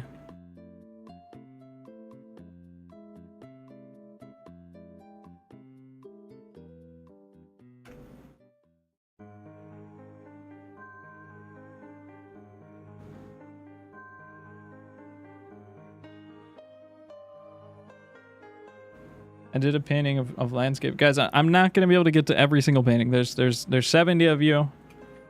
Your pleas do nothing to me. I thrive off of suffering. It fuels me to get through everyone else's critique. I'm gonna do my best, but also I care more about like finding a theme that runs in common and kind of working through that theme in what makes sense to me as like a logical progression, right? So, you know, you might not fit it. We'll see. I'll get to as many as I can.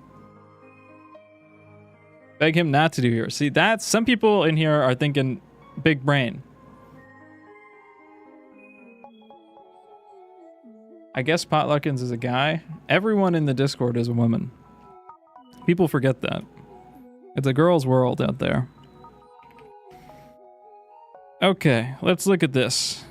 God damn it, Potluckins.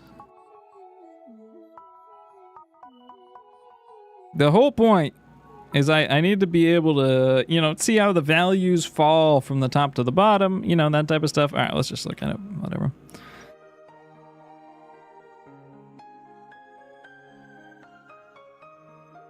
Okay.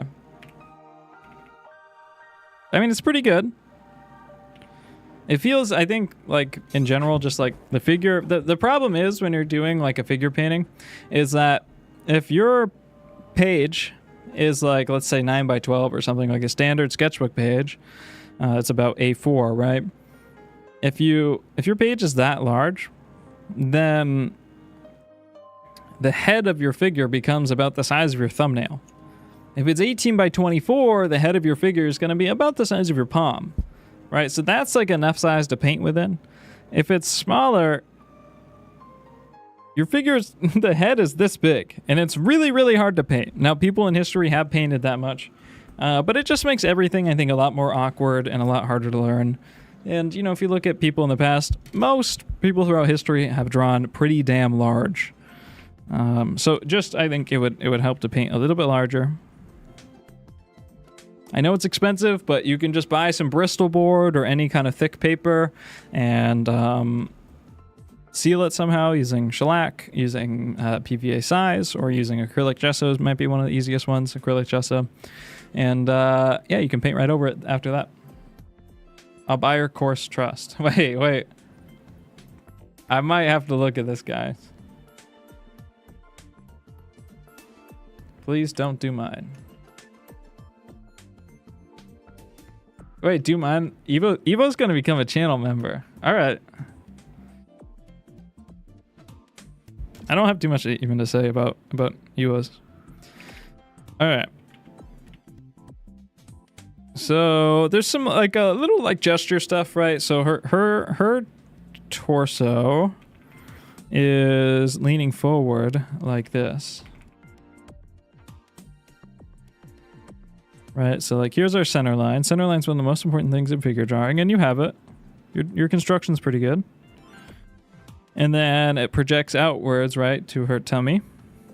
And then it wraps back in and goes down to the pit of the crotch. We can take a plumb line from the pit of the crotch. It should line up with the chin. And yeah, I'd say that you got that pretty well. I feel like we're maybe a little bit short in here. If we go laterally across, right, over the belly here, that's going to give us, it's pretty flat on top, and then it comes down on both sides like this. That gives us that feeling of width in there, right? And you can see these kind of darker tones wrapping around here and here. The rib cage is connecting in right here. And then we can kind of follow this rhythm off of the back here. Yeah. And I think she definitely needs a little bit more here in the back.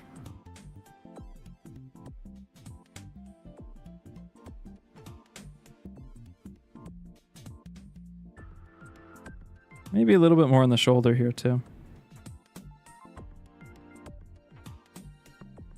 At least having it come out. Oh no, on the layer. Okay. So, and then I would push your value. I think we're like a little bit thin in the paint in the background. Well, it's not that it's thin. It's just the glare makes it hard to tell. So I think we can be a little bit darker in here. And yeah, there is technically reflected light in here, but it's very subtle. And I think it would be best served, and again, this is where the drawing with charcoal and Conte is really, really helpful. I don't, shill this just for no reason, but because I think it's like a really nice medium that teaches you this stuff very naturally, so that solves a lot of these issues for you. She also needs like a little bit more in the back of her head, too. Wait, that's not the Jake brush. Wait, it is the Jake brush. Whoa!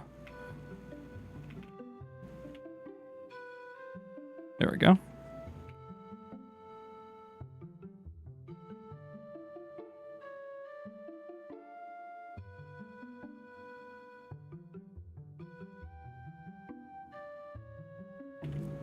Yeah, I think this comes up a little bit more. This goes over, in, around, some darkness, hair.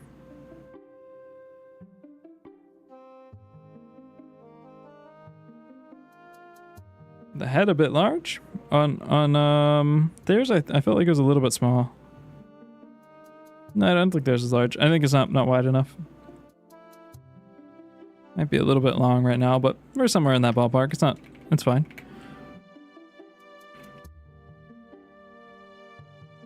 Okay, and then likewise, we have these obliques that are pulling outwards. So this one pulls outwards like this, and then it plugs into the hips once it gets a little bit below the line of the belly. So I think that looks pretty good. That's what this line is over here is doing. All right, if something's happening this way over here, it's going to be happening this way over there. But this is just wrapping around to the back of the ribcage. That makes sense. Kind of this nice rhythm here. Very good. I think the light on here needs to get pushed back just a little bit. Why is this the quietest music ever?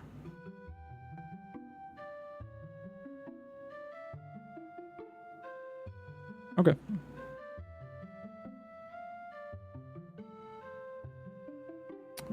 Charcoal and Conte is much better than graphite.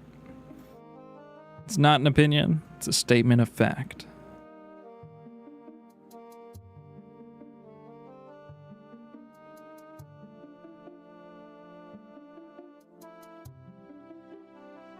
I might even be able to drop this down just a little bit lower. I don't want to get into the endless charade of fixing proportions here.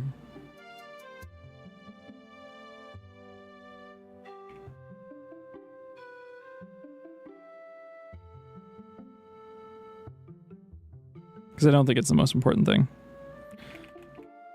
Just felt like some of this stuff could get pushed a little bit more. You know, we could have... I think this hip needs to come out a little bit too. That's going to help widen it up.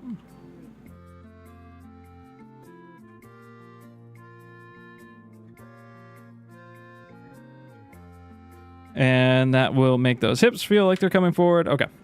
That's good enough to work off of. Ah, fuck, I put red all over the reference, didn't I? Yep. Alright, that's fine. So, in general, I think our lights can be a little bit lighter and more unified. Let me turn my flow back down. So, some of these lights can be, well...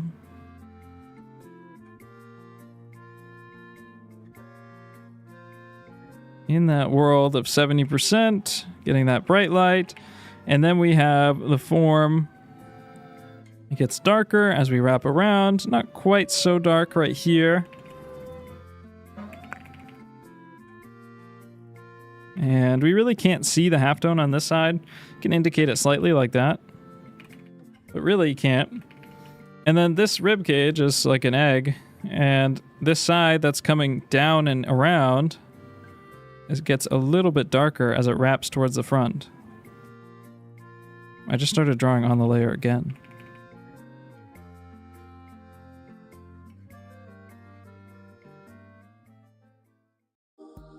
So this will very subtly get too bright here.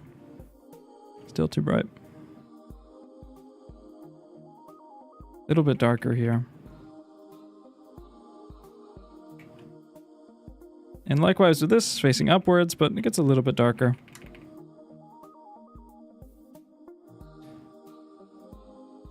And in general, you know, it's very difficult to keep your lights nice and light because you're going to always fall... you're just going to fall very close to the trap of, you know, breaking apart your lights too much. Adding too many halftones and things get a little bit too complicated. So the wider you can make your lights, the better, I think. I'm just trying to think about the big picture here. It really bothers me that I don't have the feet because I can't compare the values for the rest of the painting. Wait.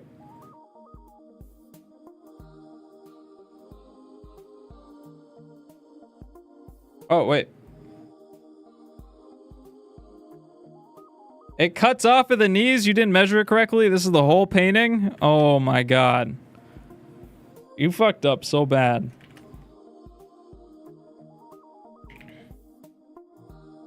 That's an L.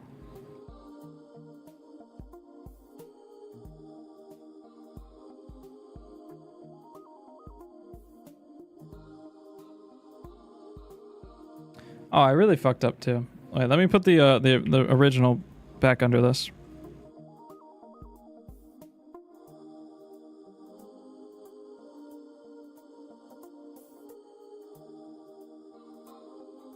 Okay, yeah, so what I want to tell you here is you can make these plane distinctions a little bit clearer, right? So this is facing upwards, so this gets our light. This is facing downwards because it's our ribcage coming in, so this gets a little bit darker. Your values are pretty close here, closer than I thought. This is the top of the ribcage, so it gets a little bit more light. This doesn't need to get so much because it's just kind of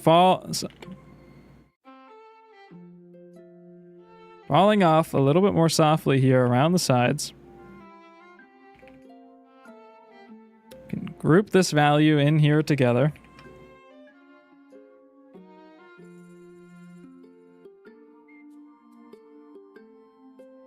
I think your proportions are a little bit off here. This feels like it's not quite long enough in the midsection. Leg feels a little bit skinny too. This is the general value we can just set. So when you're looking at, or when you're painting a section, it's nice to kind of look at what's the general value for the whole section, right? So, you know, for this leg here, it is lighter up here and darker down here. But if you just make this dark down here and this light up here, which isn't exactly what you did a decent job on this leg. You know, it gets too overblown. It gets the grouping of the light gets off.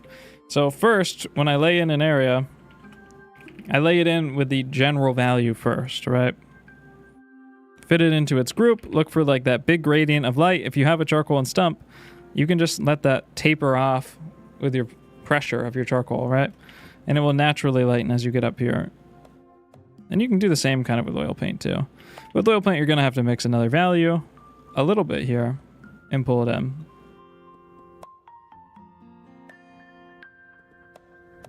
So that general setup of values, you can apply to most areas in here, I think. This can be a little bit darker. And then where you do have those dark halftones,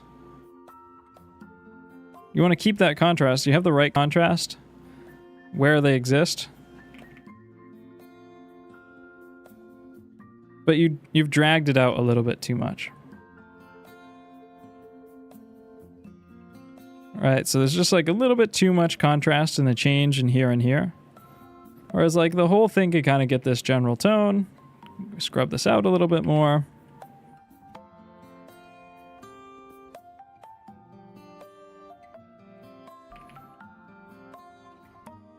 The values are a little bit closer together, just from setting stuff up a little bit better in the beginning and looking for some bigger changes. Oh, this is all fucked up. I have like 3 layers on here.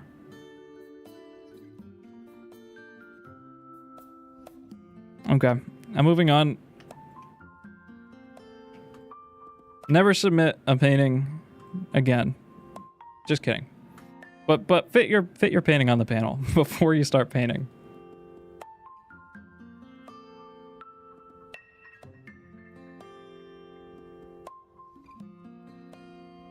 I'm reading the chat. How long Jake been doing art for exactly? Yeah, it's about 6 years. Jake might next. Who wants to give me? Can we get a little money? Can we get a little auction going, please? A little auction going, please. I'm gonna start this next bid at 1 YouTube membership.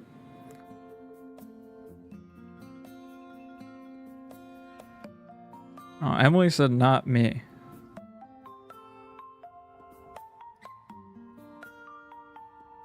Well, we're on the figure. I want to do Krista's because I felt like what she wrote was good. And Krista's been grinding these out and doing a good job. Okay, Krista says 18 by 24. I did a reference from your website. Vine charcoal, Conte stump paste. Take a sip of water here. Mostly used graphite before, studying traditionally. I've received some academic training, most of the way to the modern academy, which I don't love because it's really tedious and not sustainable. I've also been told to avoid using paper stumps. However, I've been really love learning the real ways, 19th century academic methods that were taught and studied, which is why I'm trying to use charcoal and stump. That's awesome. I really want to be able to draw beautiful academic figures using simple tools and not have to spend dozens of hours on it. I also taking your course with Ramon, which has been really helpful. That's good to hear. halftonestudio.art, best art course in the world. Wow, thanks for saying that, Krista. This drawing took maybe 8 to 10 hours, and I hate looking at it. I'm a little discouraged because I've been working really hard to study graphite, or to study with graphite, and I feel like those those skills haven't really transferred. My drawings usually proportionally protect this one's off. They lack the life, expressiveness, and realfulness of the 19th century drawings. I'm not sure what's going on. Best way to practice and improve. Okay, cool. Same reference too.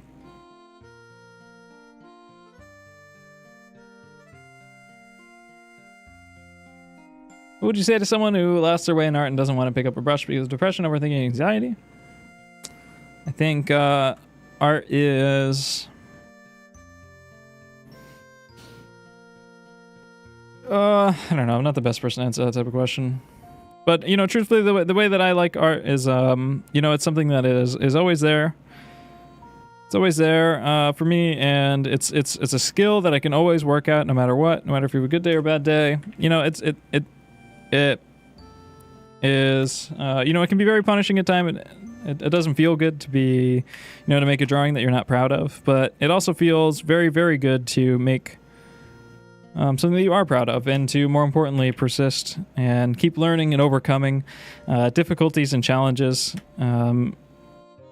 and to push through and finally, you know, earn something that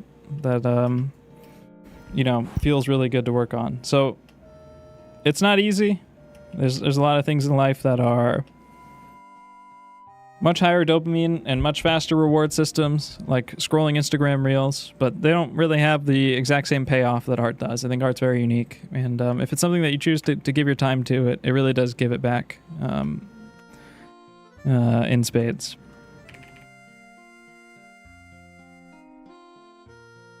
Also, you might want to go to like a doctor if you're, you know, some people, medicine helps, so that's an option. All right. So I love the work you've been doing, Krista, and this looks really good. And on the drawing too.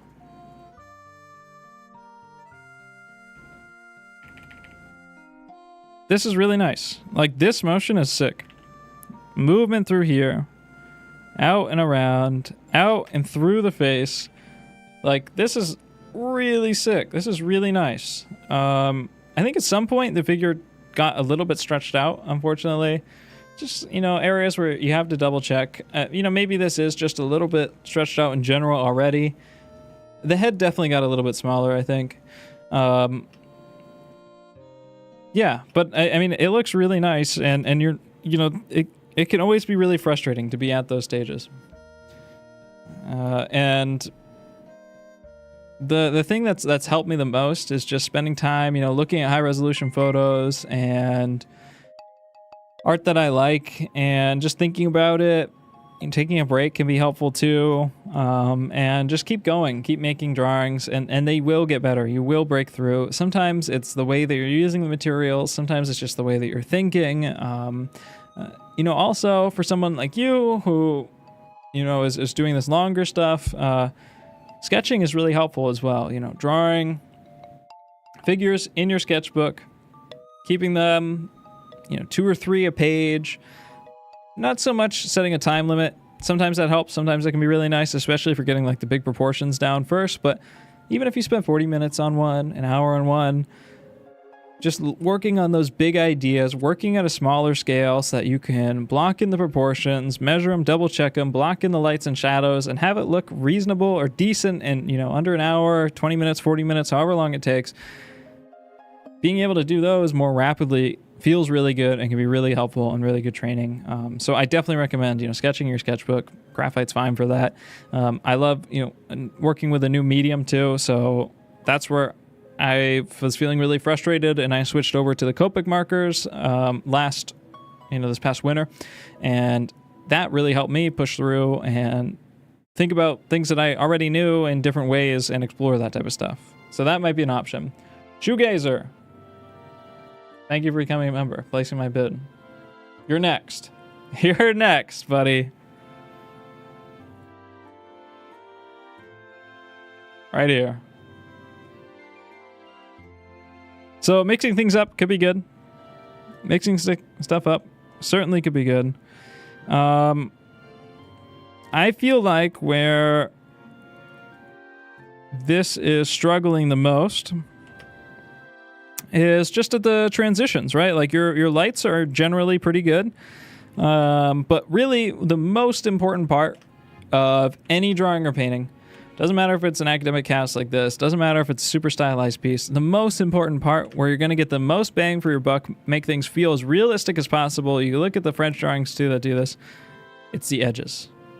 It's the edge between the light and the shadow, right? So this is your dark. You can probably pack some more Conte into here, just like really layer that Conte in and get it nice and dark. But look how much transition there is here, right? We have this like 2 out of 10, then we got 3 out of 10, 4 out of 10, 5 out of 10, and then it breaks into the lights and it's much more unified here. But there's a lot of transition in here. So we want to carry that outwards.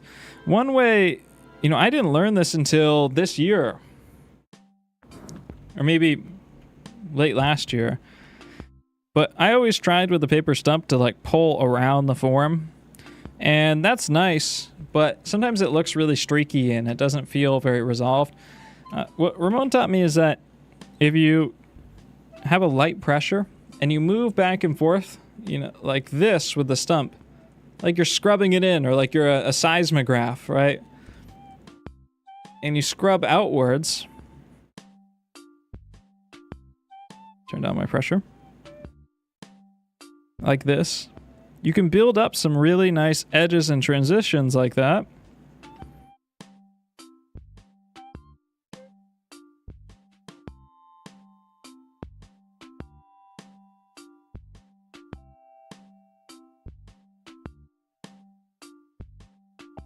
Same thing here too, like we have these darker areas. So where you have those dark areas, make them pop. It's maybe a little bit too dark. And then work your halftones pulling out of that area.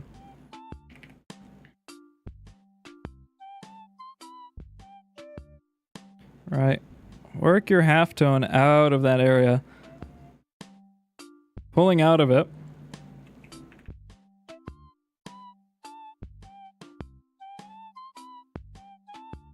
And you can always come back in with your kneaded eraser, right? Hatch across it. Level that value out.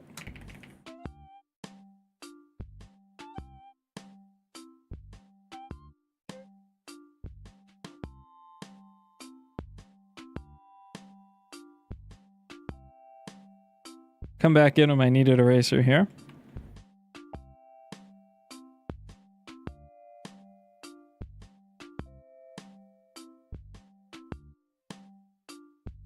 And same thing for the last person too, talking about setting up general value groups. Let's set up the general value group really for this whole lower belly hip section, right? This whole area is a little bit darker than the legs around it. It's the top of the belly.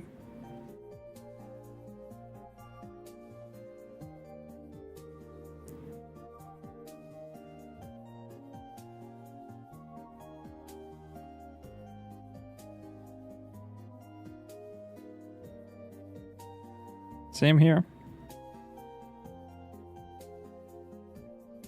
So I think like your drawing is fine, and your separation of light and shadow is fine, but you really want to push where those halftones are to get the most money you possibly can out of them. And then, leave your lights nice and light, which you're doing fine.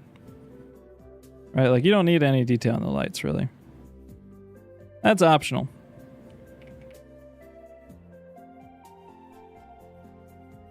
But just nail those big gradations. Way more form out of there. Let's keep going a little bit longer. You're just pulling that charcoal, that stump out of there. Maybe use a dirty stump.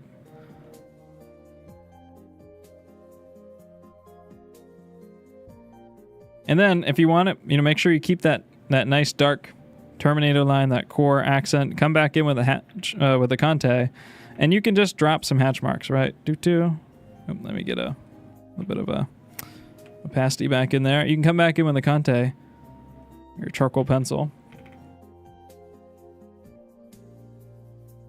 and just drop a few hatch marks to reinforce. Coming around the knee, block it in a little bit. Maybe we want to say, maybe this is the side of the leg here. Strengthen up the outline right there, or an overlap. Oops.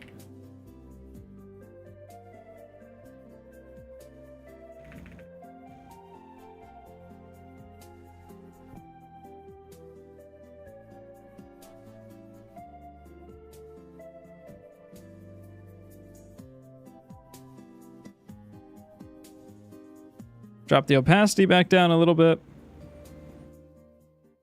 In general, the highlights on this leg aren't really even as bright as the highlights on the head. So the whole legs in general can get this treatment.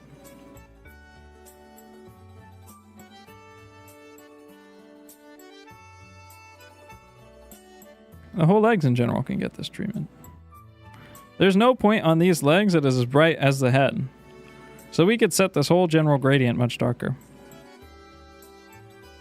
Those are the types of big groups and gradients you want to always be paying attention to early on. Or really as you just go about the whole drawing. Nothing more important than these.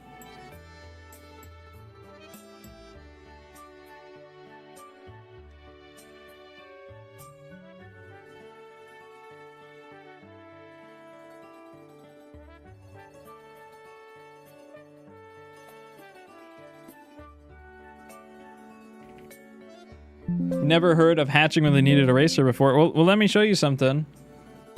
Let me just go here. We have some drawings on here.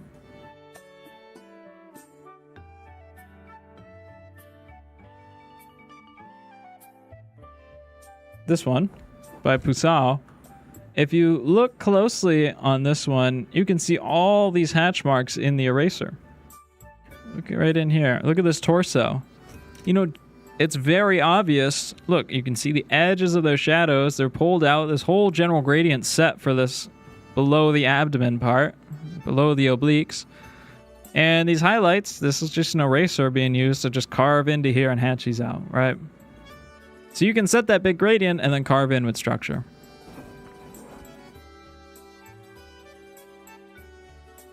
The entire Discord server is age restricted.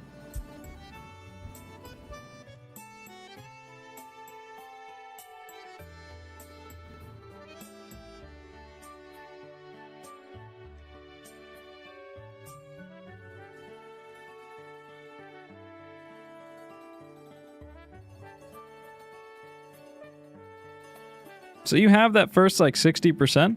If you just work on recognizing those values for as they are and setting up those big gradients, you don't really even got to know all that much anatomy or anything like that yet. But you can learn this pretty quick, I think. Work on these skills. Just recognizing, okay, is this right here lighter or darker? Well, it's probably darker than this. And I'm also kind of, as I'm going piece by piece,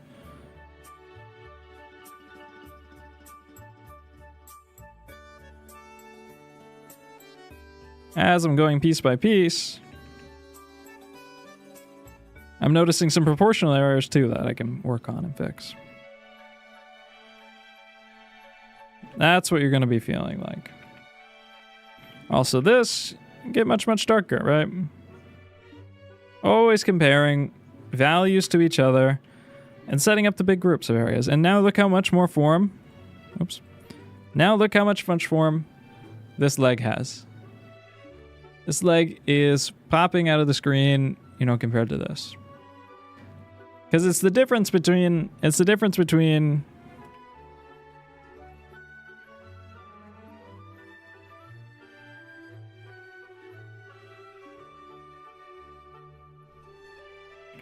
Why do my boxes are never sealed, man?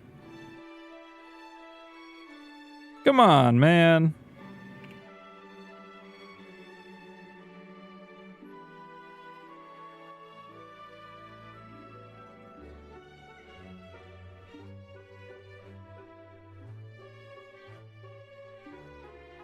Right, this is what you have now.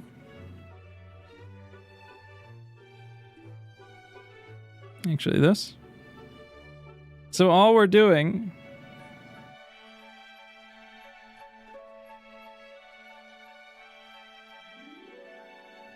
is just adding that and rounding that box by adding in a few more values. Now the side of this box is nice and round.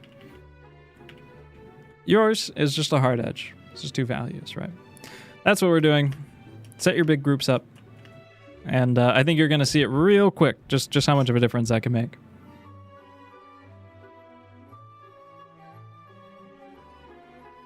How often do you accidentally break your vine or willow? Not very often.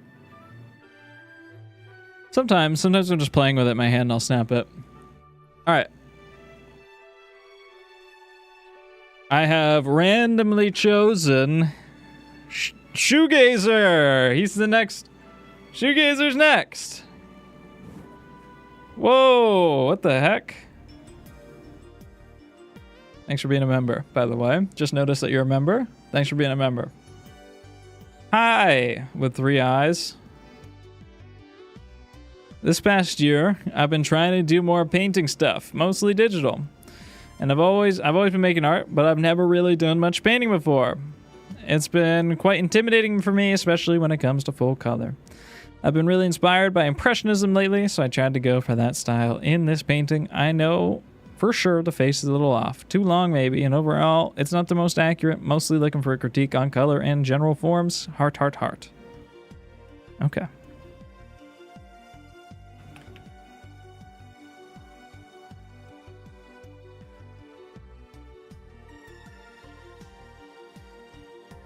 Let's pull this in here. Thanks for submitting. You were randomly selected.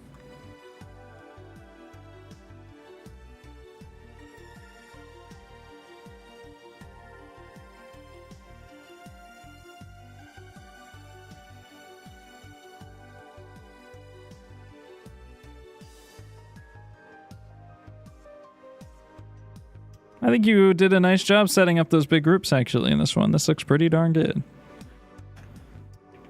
Proportions maybe a little bit off, but it's not too big of a deal. Would you say color and forms? Okay, cool.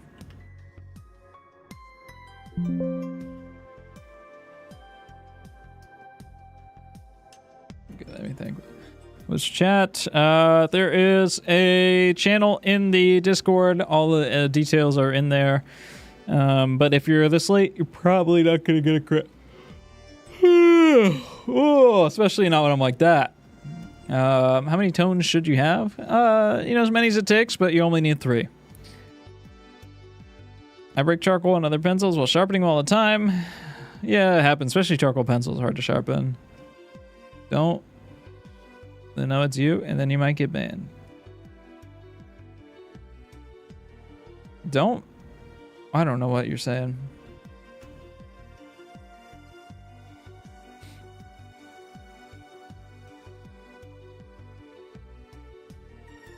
Oh, if you're just at the option that you're not 18, it doesn't insta-ban you. It just makes it so you don't see the off-topic channel, which is just it just makes it so you can only see art-related channels. It makes it so you can't see one channel. You don't get banned.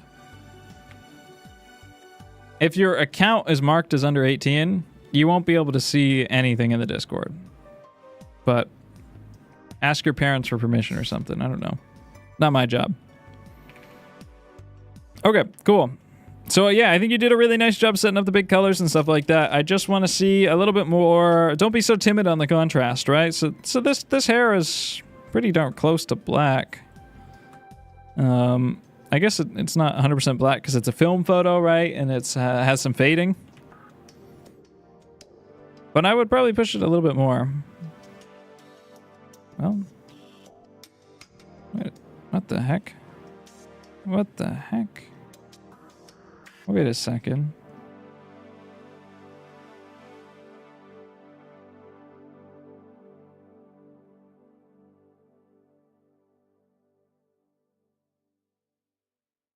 What the heck?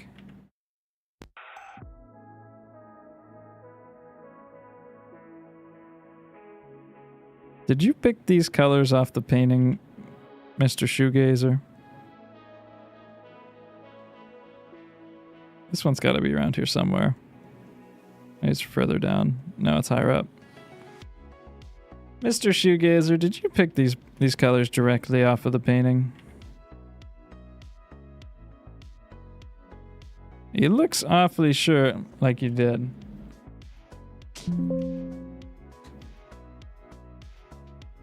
Because I noticed, I told you to make it darker, and then I noticed that you had it exact value. And I was like, damn, this guy's better than me.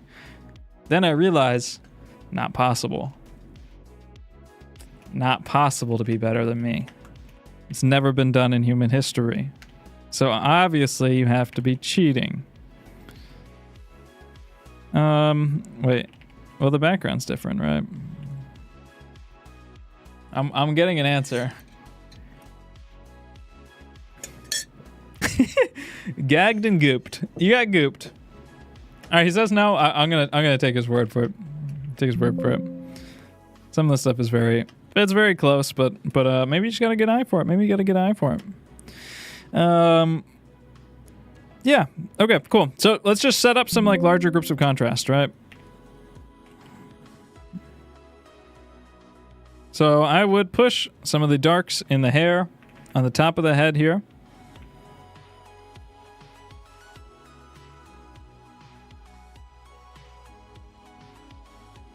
Just be careful, you're gonna get gooped again.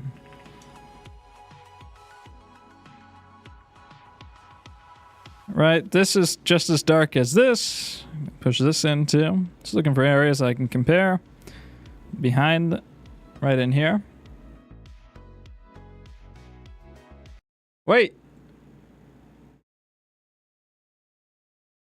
Okay, I think it's copyright free. This isn't Nintendo music, man. There we go.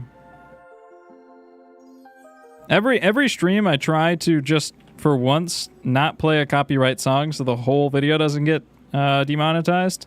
And every stream I fail at that. Not that it would ever make me more than like $5 to get it monetized, but I would like my $5, you know? Luckily, Shoegazer covered that already.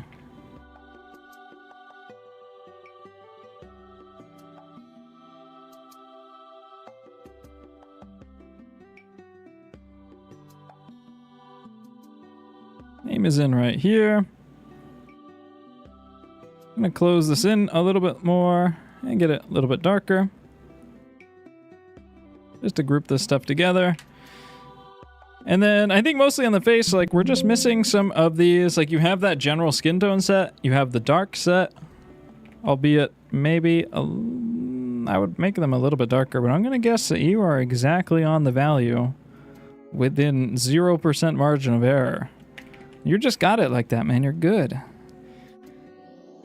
But basically, we have these light planes here, which aren't all that much brighter, but what they are is they're a little bit more desaturated, a little bit more yellow.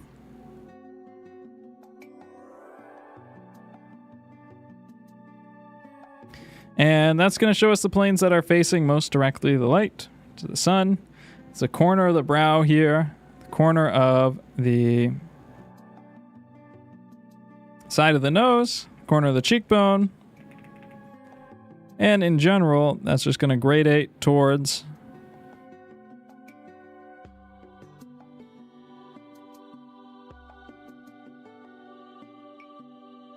it's going to gradate outwards. Right here where we're folding in towards that fold of the it's called the nasolabial fold at the edges of the nose that wrap around down to the chin. It's going to get more saturated, right?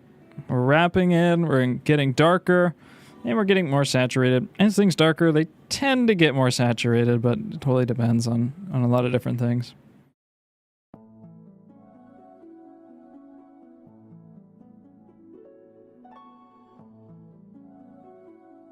So we'll gradate outwards a little bit, and then we can just take this general skin tone, mix it a little bit into here.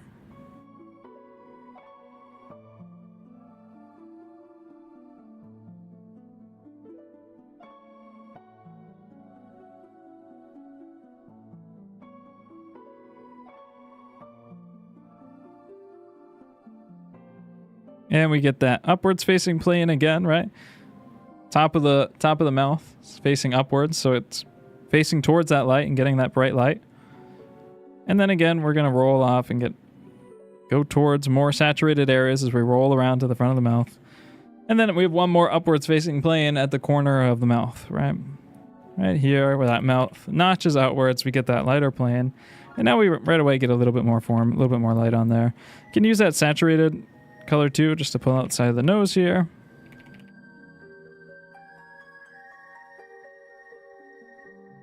Maybe not that much. And just make the face a little bit wider in general.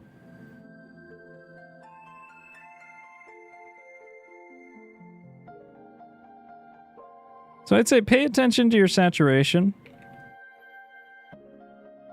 You did a nice job of setting up those big groups. And I'd say that's pretty much the first step.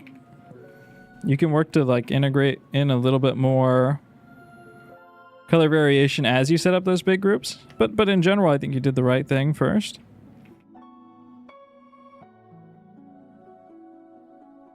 The next step is to just see how those colors change as they move between different points. I'm picking this off here because I don't feel like mixing it. See? We're all men under God and we all sin, you know? We're all men of God. We're all men of the cloth. And we wear rags.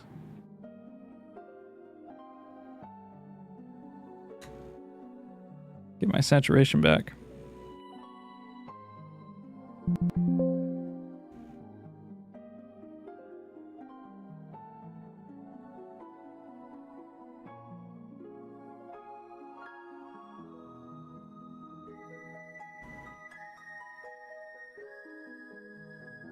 There we go. So a little bit more form, but just packed in there. Just by adding in, you have one tone for everything. Now, somebody said earlier, actually, which is perfect. How many tones do I need? How many values do I need to make a painting?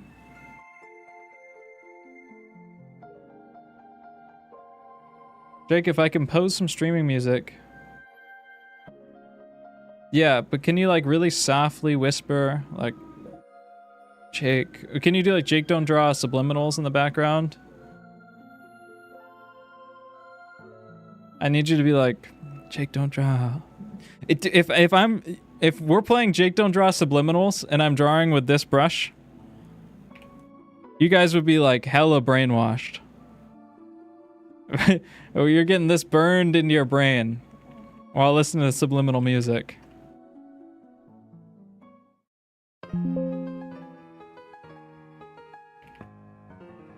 I need to do everything I can. Actually, this face just needs to like widen up a little bit. So kind of feel like if it widens up, it will naturally also feel a little bit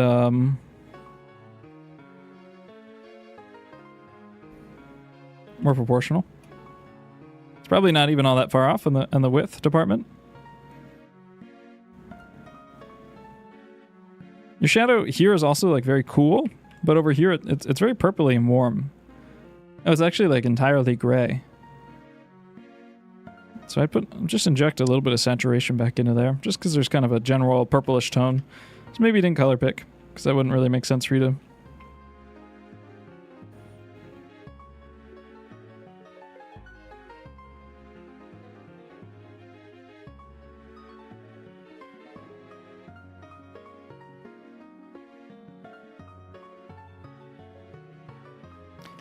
So somebody asked earlier, how many tones do I need in order to make...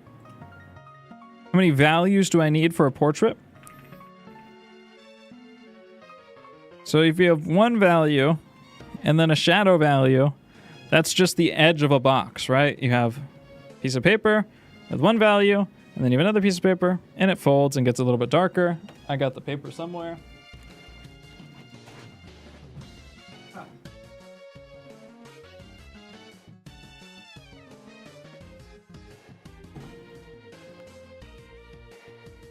Emily, I have a feeling it's really funny because we both have the same name, but I don't get it. Oh my god, where's the reference from? Shoegazer ran. Shoegazer ran. Right? So if we have a flat plane, it's just one constant value, right? If we have a flat plane, it's just one constant value. This is just white. But if I want to add another value, I have to put a bend in it, right? Now this is brighter than this. That's exactly what we're doing right here. Now what I did in the paint over this is I just added more values, right? So I added in a highlight. So that is another bend in our paper here. We had 2 before.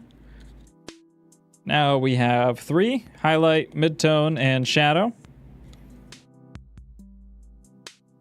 And then we needed to make some transitions in between those, right?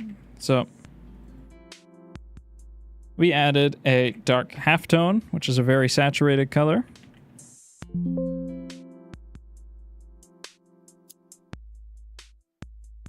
And we added another halftone. So now we have 5 values, technically. I mean, these two are so close together, that's pretty much one. Generally, really what you need for a portrait is the big 3, though. As you keep rendering, you'll add more, but what you absolutely need is the big 3.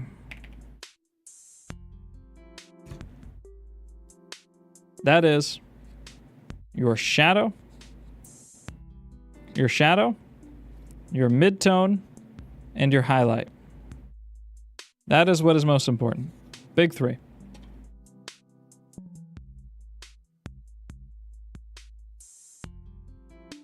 Kurdish Shepherd.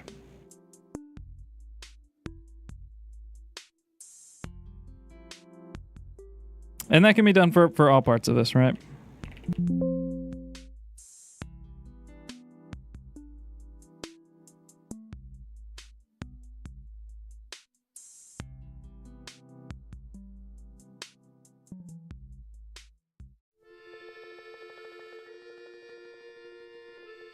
I mean, you don't even need 3 for something like the hat, which is so closely grouped together here.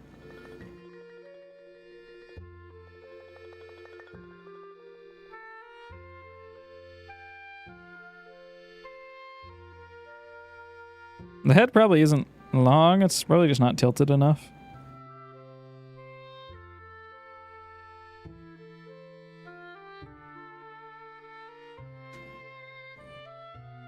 Yeah, in general, I think your ability to get the color right is very good. And the drawing's pretty decent too. It's hard to really dive deep into the drawing skills off of something like this. But, you know, I think the general impression here is pretty good. Jacob, what's your average Pinterest scrolling time? About 0 minutes. I almost never go on Pinterest. It's very low quality. Sometimes you find something good, and it's like 600 pixels by 900 pixels. Yo, what's up? Shu Ming Hao fan in the chat. I freaking love Shu Ming Hao, man.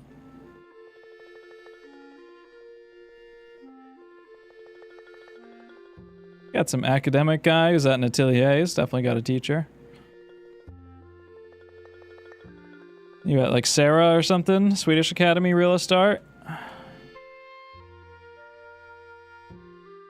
You can ask. You can ask your teacher. Process was time consuming, but I'm happy with the results. I mean, I can knowledge drop on you for about half a second. It's a nice drawing. The values are very well considered. You put a lot of time into it. If you're curious about 19th century stuff, yeah, you got the Nitrum too. Maybe Florence Academy. It's probably not Florence though. I bet this is. Dude, I feel like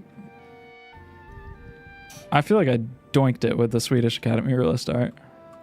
That guy needs to come into chat. If you're interested in 19th century stuff, though, I just want to let you know that they didn't really draw like this too much. They didn't do stuff that was quite so long, quite so considered. It was faster, broader work. The barge stuff was done all in charcoal. what you're drawing in charcoal here, but they didn't do it on the point. They used the paper stump almost entirely, and they used the dark Conte pencil for accents. Yeah. They didn't use nitrum. So if you're interested in that type of stuff, there's a lot of, just where you say it's like super time consuming, it doesn't have to be that way. The 19th century stuff is really cool. It's very efficient and trained probably a lot of artists that you already really like. So might be worth looking into. You can read a few articles on our website. But you got a teacher, so I'm gonna go to somebody who doesn't have a teacher. Katie submitted a figure 26 minutes ago. Katie, only 2.5 hours late. Digitally painted my BF. We can't. The late people are crazy. Toko popped off on this one. Yeah, let's do a Toko here. To answer this person, it is charcoal. Oh, he says it right. He wrote it. You guys gotta get, people in the Discord gotta get better at reading, man. Didn't he say it? Maybe I'm just being a dick.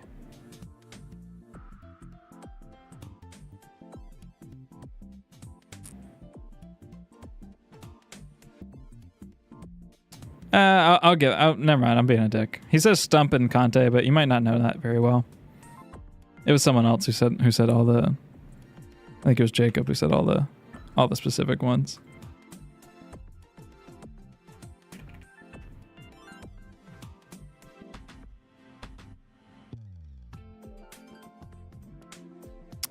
To answer your question, by the way, to not be an entire dick, it's vine charcoal, paper stump to, move it around, a bunch of paper stumps, and Conte, which is like a really dark charcoal pencil, basically. It's not exactly charcoal. It's Conte pencil. It's like a mixture, but it's essentially charcoal pencil.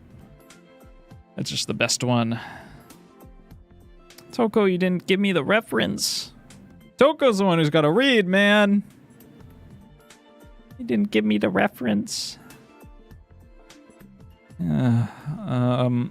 Well, that's fine, because I can find the reference on halftonestudio.art. This one right here. Yeah, you're doing really good, man. This is one of your best yet. And I think these copies are going to be really beneficial for you right now, because help you run into, sort out some of this more specific stuff.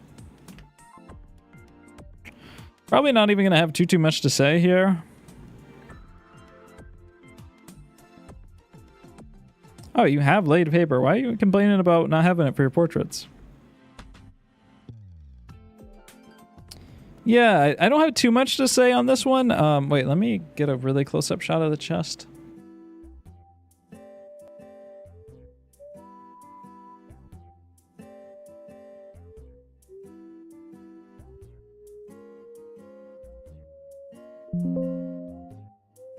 Wait, is Bruno the dog? Oh, that's Burn. Never mind. Never mind. Different guy.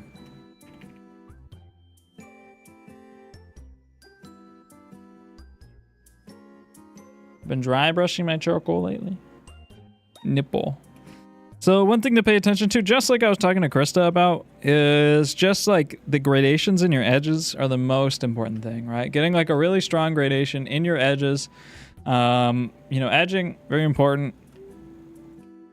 It's the most important part, right? So like your general impression is really good, right? Like you have everything set, like it's the angle of the arm, like exactly right. No, probably not. It's maybe a little bit short, but it's not, the end of the world. I'm not going to nitpick you on stuff like that. But here, right, you have like a hard edge.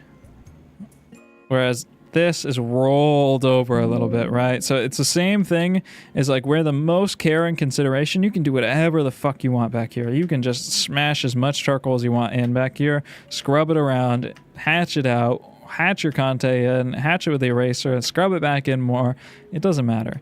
But where you need to take the most time and consideration is right here. And I'm not, a master doing that myself either, right? It's not easy, but you tend to listen quite well. So what needs to happen is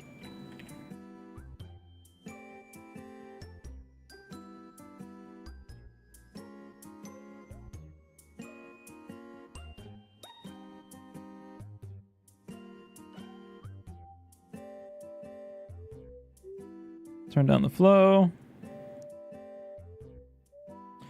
Are you the artist version of Michelangelo?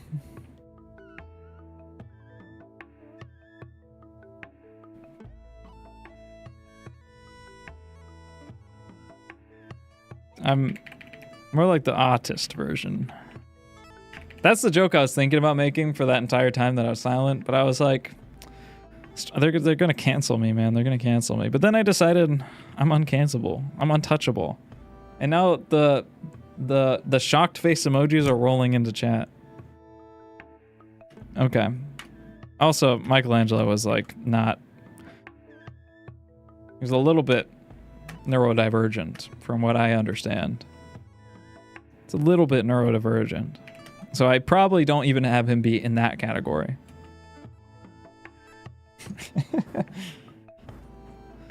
Whew. All right. I just watched. Narrowly escaped the cancel machine right there. All right, Toko. So, same thing when I was talking about with Krista. Let me get a piece of paper and a snub.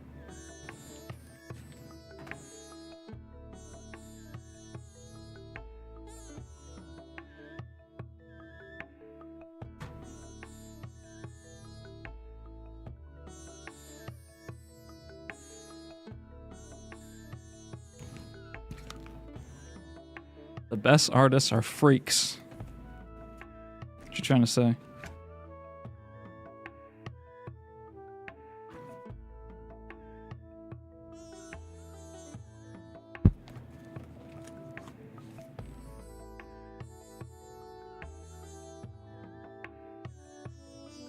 How did I grab this whole ass box and there's not a single stump in there? Oh. I put them all in my bag.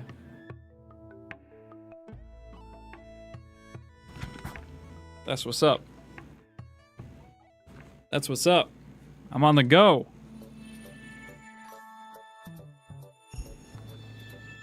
I got my Zins, my Jewels, my fireball shots, everything I need. Okay. Paper stump. Conte à Paris. Vine charcoal.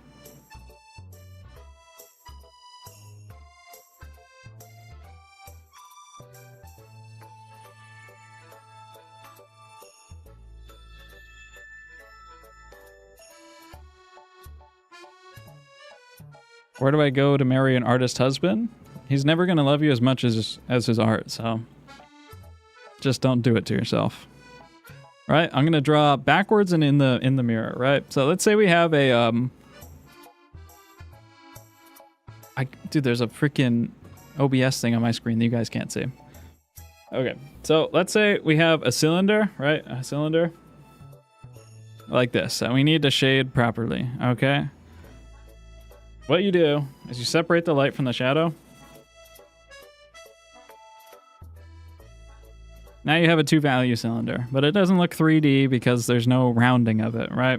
If you want to make it darker, you can use some Conte and hatch into there. All right, and that will help push down the values a little bit. The way that I used to shade stuff was you take the paper stump, and I used to try to go around the cylinder like this and follow the form of it, curving around. The cylinder's not in any perspective, so technically it would just be flat, but for sake of demonstration. And that's helpful to go around and work with the form. But it leaves these streaky gradients. It doesn't give you very nice, smooth gradations. So what I've learned instead is to work, Ramon gave me this analogy, is to work like a seismograph, going back and forth like this, scrubbing that tone outwards. And then you can lighten up on the pressure or use a clean stump. Switch sides. Right, and that's going to give you a much smoother, cleaner gradation. Obviously, you need to work back into this with a lot more charcoal to make that a consistent shadow, right? That's how you get nicer, cleaner gradations with charcoal.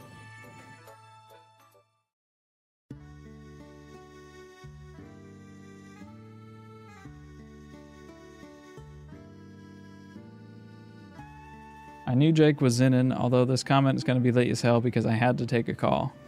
I'm not actually zinning, by the way. Nicotine is gross. I don't do any drugs. I don't do any drugs or alcohol. That's not even me being ironic. I actually don't. I stopped doing that a few years ago.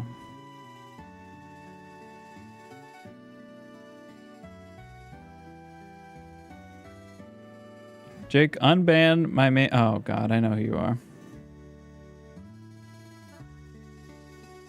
Yeah, you're weird, dude. You're really weird. So I don't. At first it was funny, but then I learned that you're just kind of weird. No, thank you. Found you through TikTok, and your posts helped me so much. Hey, welcome in. Appreciate you being here. Okay, so, dude, TikTok is fucking my balls lately. I'm such a 180. They are up in my business lately. I uploaded 4 posts in the past like week and a half, right? Or like week or so. 3 of the 4 instantly taken down. 2 or blocked. 2 were taken down for gore. They were the same ones on Instagram. 1 was taken down for unoriginal content, which, you know, is normally what you get for just like reposting, you know, Kai Snat twits or clips or whatever that have been around forever. I appealed them and they all got they accepted the appeals, thankfully. Sometimes I've done that and they don't even reject the appeal. They just never look at the appeal. They'll be like, we'll get back to you within 2 weeks. It's a ridiculous time span. It's like 2 weeks. I still have appeals open from like last fall or last summer. Anyways, they accepted them, but those videos have like 1,000 views. And then the video next to it has like 200,000. So TikTok, that's why I stopped uploading on TikTok. That platform is just beyond the worst platform ever.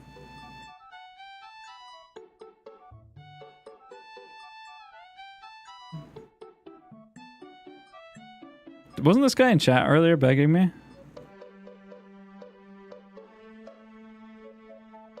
I like the Mouse Lazowski portrait. Looks good. Should I read this guy's novel? Hi, Jake. Hi, everybody. Picking artwork for this critique was kind of hard, but I think this sketch captures my art journey lately. Unfortunately, making art became really difficult. 4 years, depending on an iPad for my studies didn't help. Wasn't used to digital art. And I almost never started any projects, okay? Digital sketch I made back in 2023, that's a long time ago, reflects how much I missed making art. Even though it was done digitally, I made a similar reference sketch as one of my favorite videos on the internet. Oh, wait, we should watch that.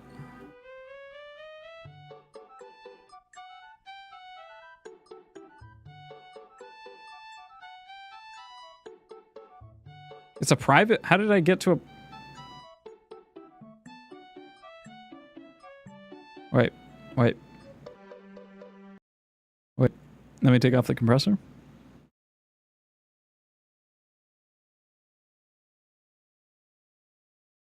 Feller I've ever seen in my life. Thank you, bro. God. Wait, let me get one more good look at you before I never see you again in my life.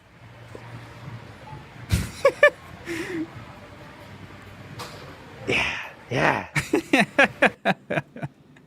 That's some good shit right there. Let me get one more good look at you. That guy did look magnificent. He did look magnificent. If anyone is familiar with it, I came across with it doom scrolling, and I had to draw him. So I usually make it similar to a submission, blah, blah, blah. Graduate, revive my interest in art.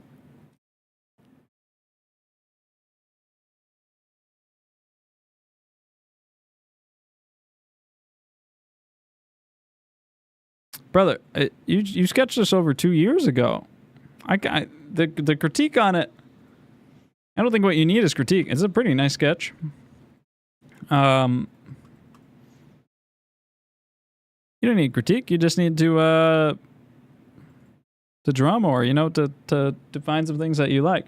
Why did he just stand there? He was letting him get another look. I hope I look that cool when I'm 70. Hell yeah.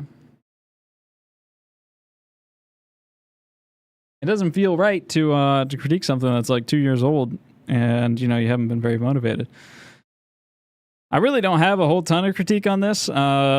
You know, it's a horrible reference for a drawing, by the way, just because, I mean, it's not terrible. There is like some light coming from the left side of the face and none on the right. So, you know, the proportions are looking pretty good.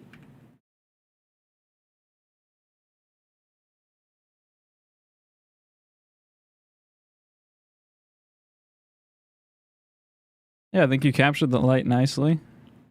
But, you know, it's just generally when you're trying to work on like a Pactus drawing, you have like a consistent one-directional light source that, you know, separates the light and dark, maybe two directionals if you want to, you know, make it a little fun. But, you know, obviously this is extremely difficult. I think you did a nice job on it. I don't really have too much to say, actually. I think the proportions seem very accurate. The light's modeled nicely. Probably, you know, unify your shadows together a little bit closer together. Everything fits together a little bit well. A little bit closer, I mean. But you know, there's not like a background or anything else to compare it to, so it's a little bit hard. Can you upload more than one artwork? Yeah, then you can get disappointed twice as much when I don't critique it. Not because you're welcome to upload more than one, but I'm just probably not going to get to everybody. And if you're still uploading at this point, it's even more unlikely. All right, Jack has a nice painting here. Are you only streaming on YouTube? Yeah, I only stream on YouTube. I don't stream anywhere else. Oh, the offer still stands. I kind of forgot about that. All right.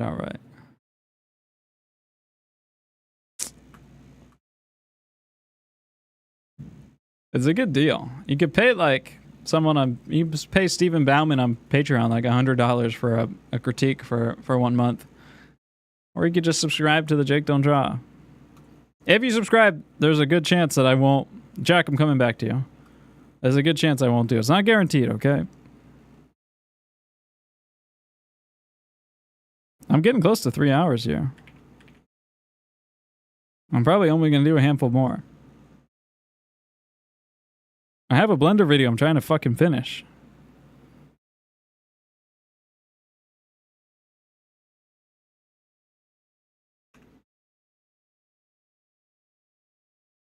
I need to do an art duel with one other JDD member where whoever loses gets permabanned for historical reasons.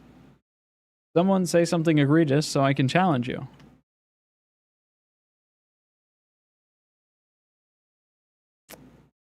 Honestly, yeah, most people are banned from the Discord at this point. It's a little hard to tell because your reference... I don't actually really have that much to say to this. So you might not want to subscribe to me. It's a little hard to say because your reference is, you know, like... this is the white of the paper shot in such low light that it's hard for me to tell what is properly adjusted. Let me see if I can do some exposure tricks on this bad boy.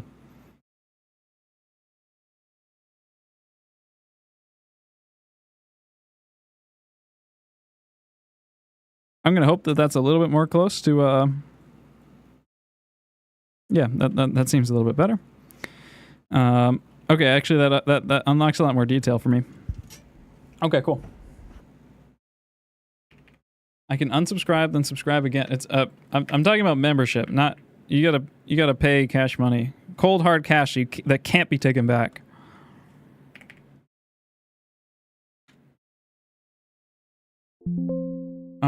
Cool. Yeah, so there's just some general areas, I think, just like everyone else, where I would really push kind of some big value reads.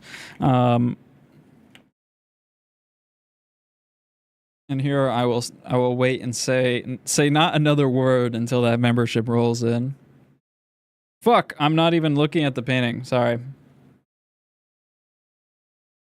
It wasn't me. Okay. I didn't do anything other than adjust the exposure. I won't pay if I can't see Photoshop. My bad. That one was actually my bad. Okay, so there's some big areas where just like the other people, I, would want to see some kind of larger gradients. So right in here, I would drag this out a little bit more and just set up that kind of gradient across the side of the chest in here. Same in here, just so these highlights don't get too out of control. Same in here. Same in here. Open that up just a little bit. Whole underside of these ribs, right? Because we have these two ribs are going to come out and over this. Or rather, we have the rib cage that comes in like this. This is the center point, and then each side is going to come off like this and then connect back up, right? So that's going to cause a highlight here on top, which is what this is, spilling outwards.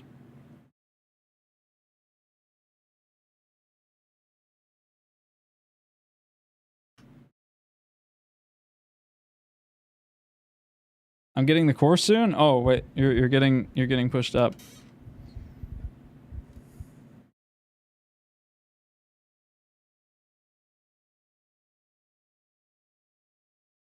Same here. We can just set up some of those dark values too on this transition where those the boobies connect inwards. It's gonna slot inwards. I'm a little bit too dark here, but that's that. Evo, welcome to Artist. Oh my god. Thank you. Right, so just setting up kind of a larger value change across there. This is all the side of the rib cage too. So in general, we can probably just kind of group together the whole side in here a little bit more. Push in the side of the abs. Same here, side of the abs. Keep this nice and light. Come back in with our kneaded eraser. Hatch away at some of these forms just a little bit. Got to be careful here not to undo everything that you did. And then you come back in with your Conte pencil. So your darker pencil here. And you set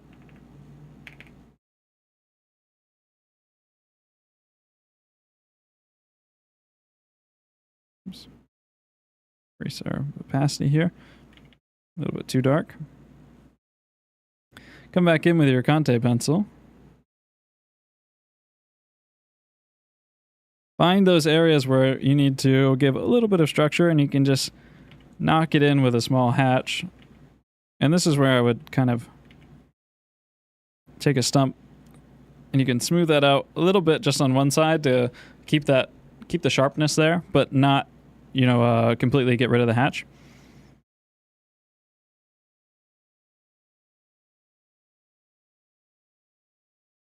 Again, you can get a little bit of structure in here by throwing a few hatch marks down. You can push this in a little bit more here and wrap this around.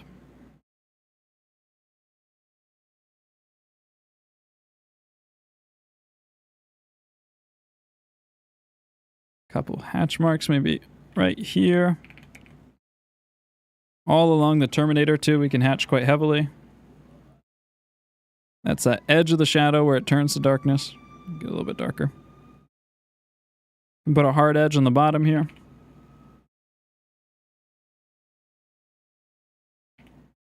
And roll around.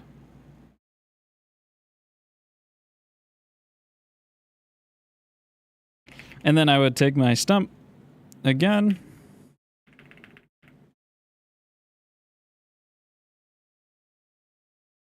And grade 8 out just like I showed you a few minutes ago. Not too much, just on the edge there.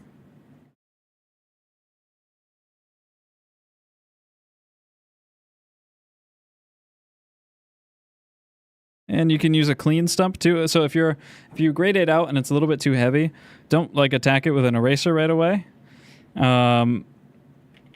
Use a clean stump and just go over it again, and that clean stump's going to pick some of that up back off of there.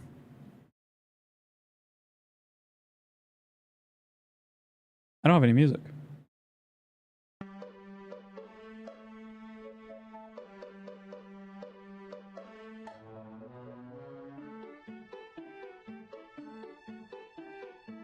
Same here. This is where I'd use that clean stump and just pull outwards a little bit. Probably getting a little bit too light in here, so let me hatch back in.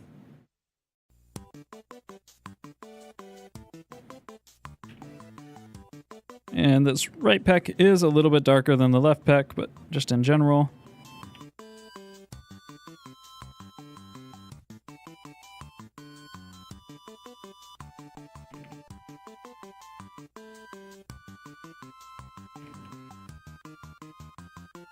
Make sure I have these kind of set within the group well enough.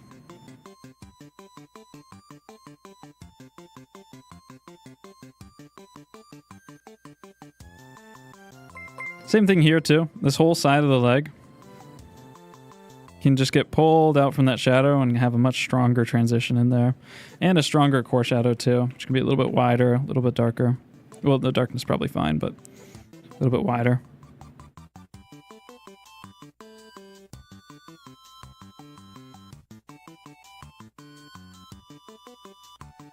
All right, and we can create that transition outwards. Use our clean stump to clean up a little bit on the top of that edge. Then we can take our Conte pencil.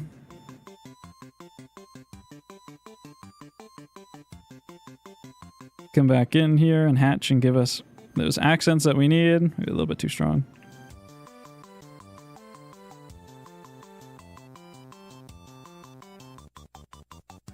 You can take your kneaded eraser.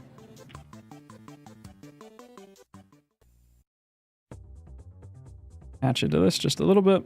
Really not even that much.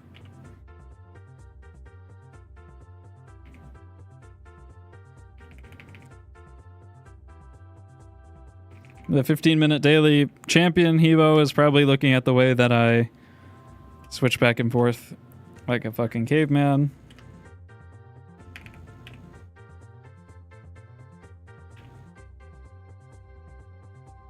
Unify this together a little bit more. Kind of find some of these stronger.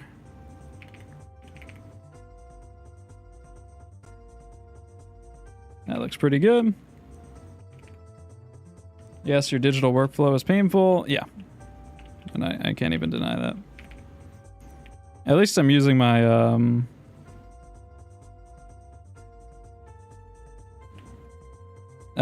drawing tablet this time. Probably unify that value there. All right, so pretty big difference, and it's mostly just setting up big value groups and rounding corners, right?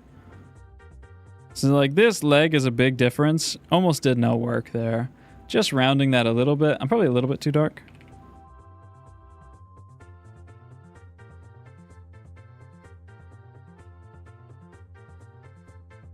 But you don't need to touch your lights at all. All you need to do is just work your transitions a bit more.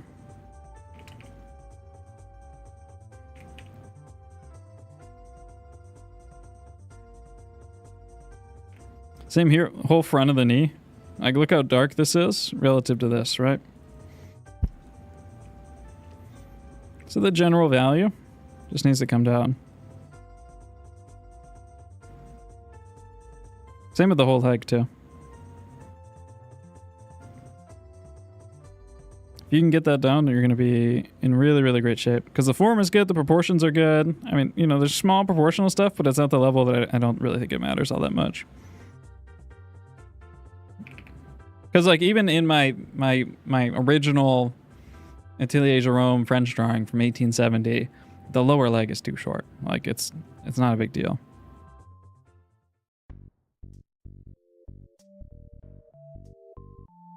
You're a little bit short on one of your limbs. I mean, obviously you should always try to get it right, but like, it doesn't always happen. And more importantly, people don't notice that it doesn't happen.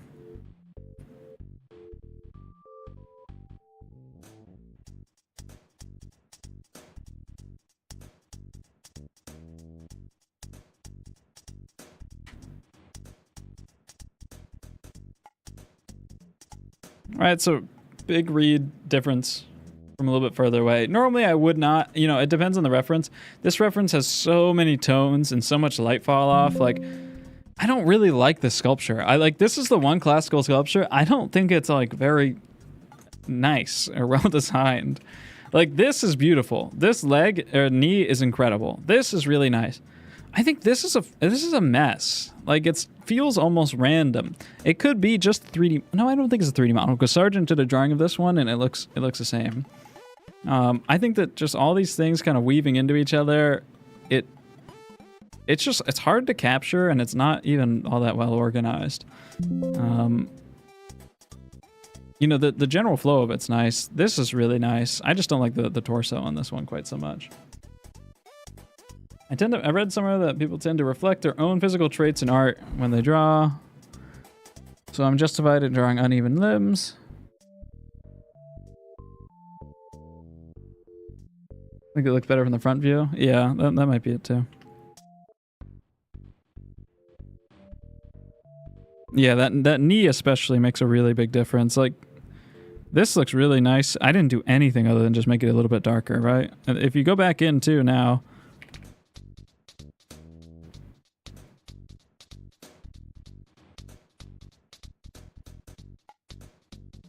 and you just mark out some of those harder edges with the Conte, and you don't really gotta be precise at all with this stuff. It helps and it's nice, but there's some French drawings that get like, they get weird with it in this stage, and it still works totally fine. So this is like up to you. You can be as precise as you want or as non-precise as you want.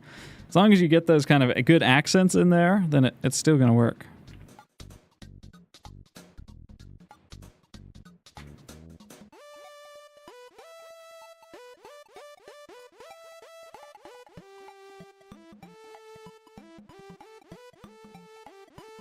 Yeah, the only thing that I would say to be careful with is, like, as I was starting to say, is like, this is a lot of tone to put down on the body. A lot of drawings you see will choose to just unify the lights together a little bit closer. This is what I think this reference calls for, this level of darkness on the body.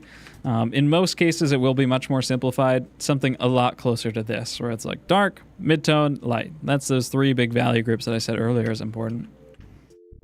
Okay, very good.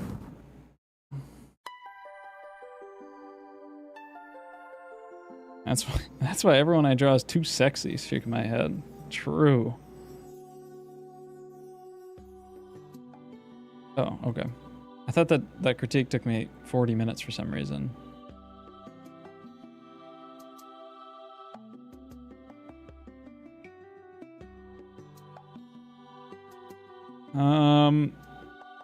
Dinosaur, I already critiqued one of your drawings.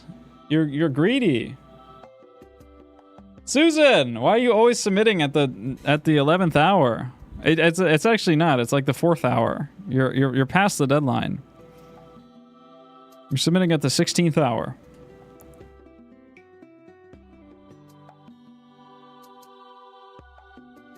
All right. I need to do Jax. I started doing him before Hebo.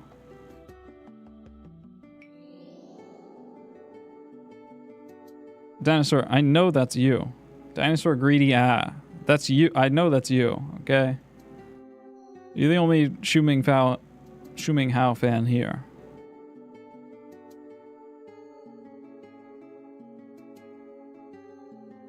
Your name is in Korean.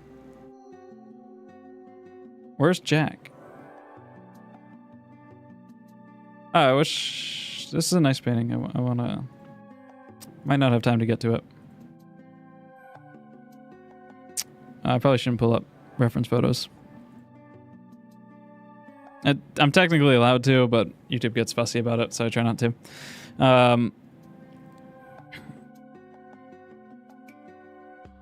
Kat, just to tell you, you gotta measure head heights. Okay, you gotta put in a plumb line, and you gotta at least mark the halfway point in the quarters. That helps. But if you're going to do a drawing longer than 20 minutes, just measure the head heights. Just measure, okay, this figure is 7.5 heads tall. Mark out a line with 7.5 heads. It will help you tremendously. And then, you know, just unify your lights and darks together a little bit closer. And, yeah, just slow down a little bit. You can't, like, concept art attack a figure. You can, but it's much harder.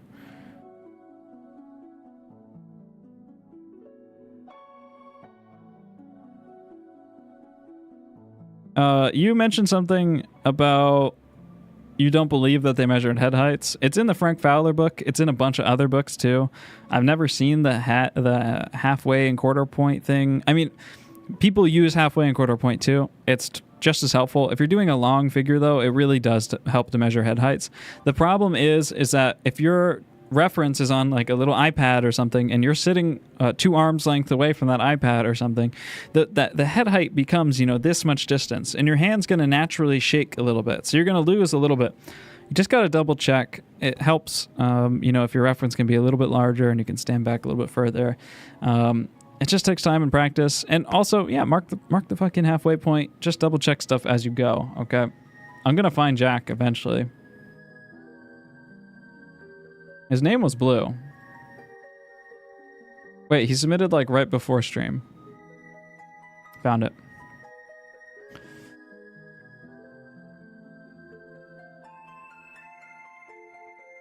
Is this Jack? Is Jacko's pumpkin this guy?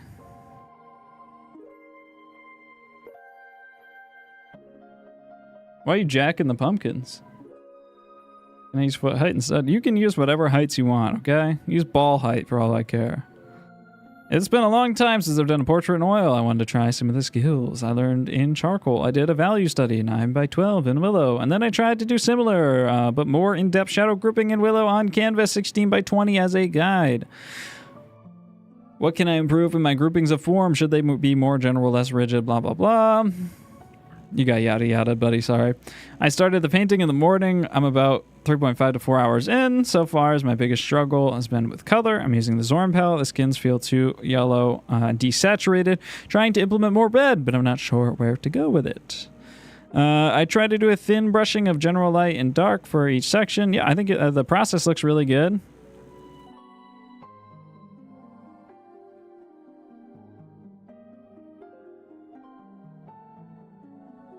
Let me pull you in here 1 second, chat.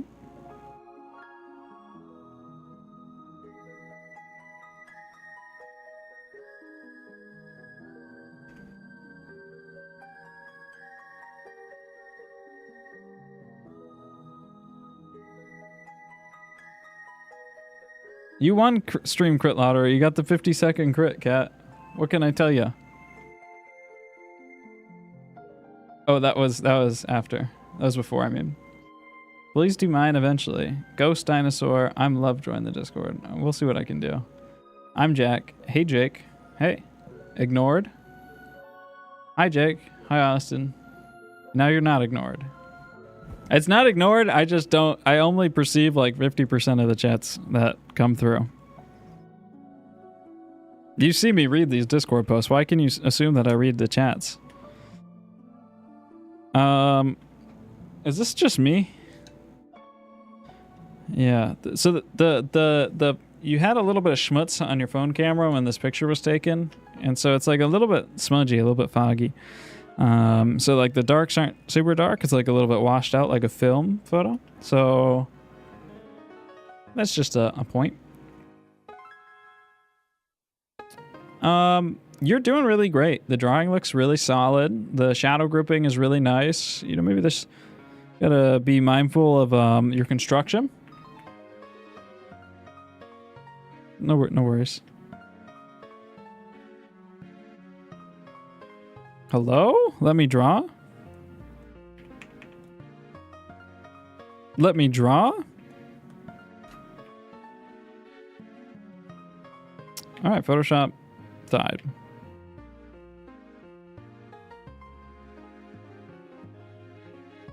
The Stanley painting came out self-fire? Oh. Oh wait, no, this is just the brush. Don't screenshot that.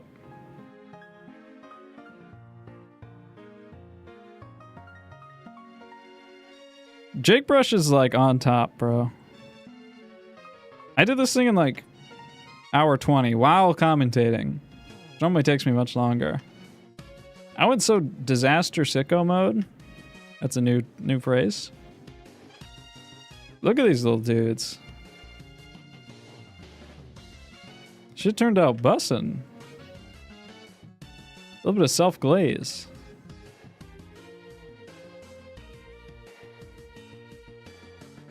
I do the critique with the brush. I have been doing every critique with the Jake brush already. I have not gone off it this whole time. I will prove that.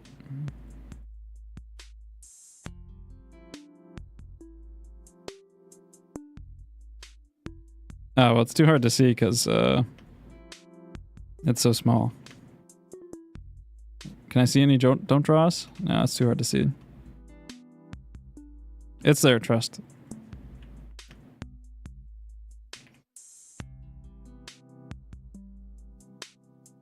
Okay, yeah, you're doing good. Yeah, I think you're like a little bit like kind of brown and grayish in your colors, and you just need to mix in more red. I think you were spot on with that analysis. Let's do just like let's do a color analysis, right? Let's do the same thing we did.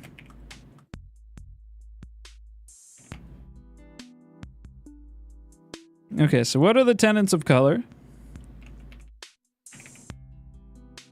If we want to get a color right, we have to think about the H, the S, and the V, okay? First, we think about the V. The V is our value. So how light or dark is it? Is it black? Let me do that over with the right brush settings. First, we think about the V. How light or how dark is it? Is it black or is it white? How far on that grayscale are we? Let's do this color right here. I'm not gonna, let me randomize that. I didn't look at the numbers. We'll try to mix this color on the cheek. I'm gonna guess that on a scale of 1 to 10, give or take, that is gonna be... I'm gonna guess on a scale of 1 to 10, that cheek is gonna be like a 6 out of 10. Because a black is gonna be significantly darker. A white is going to be significantly lighter, so I'm going to guess that cheek is around halfway, 6 out of 10, on the brighter side. So that's what I'll guess.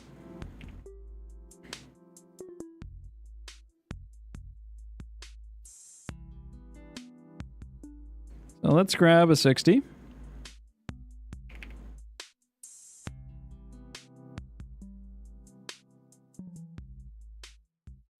So there is our 6 out of 10. Then we guess the hue, okay?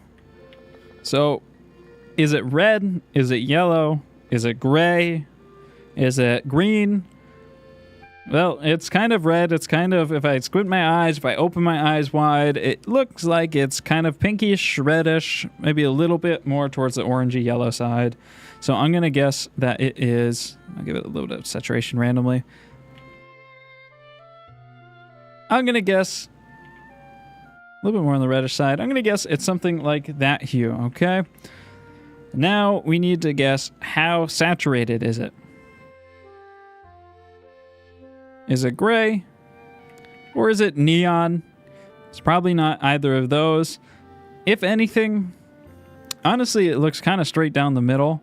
I'm going to guess it's like 6 out of 10 saturation. This one can be the hardest one to figure out sometimes. Okay, so that's my guess. Let's put it next and see how close I was. I think I'm too brown. Yeah. So I'm too dark. And I'm too brown. So now we make our adjustments. So I'm too dark, so we need to lighten it up. I'll go to 7 out of 10. And I'm too brown, so I'm going to give it a little bit more red. I think the saturation was probably right, so give it a nudge more red. So that's you mixing in your cadmium red. Now I try again. Much closer. But we need to push it a little bit further.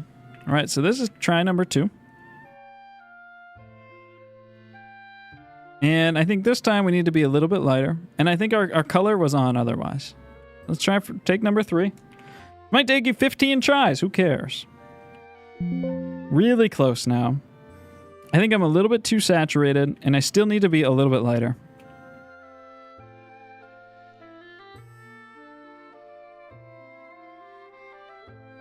A little bit lighter, and a little bit less saturated. And this should be spot on. If I squint my eyes, pretty much disappears. I think if you're really practicing this stuff, you should get it until it's perfect. So I'm going to decrease the saturation a little bit, bump up the brightness a little bit more.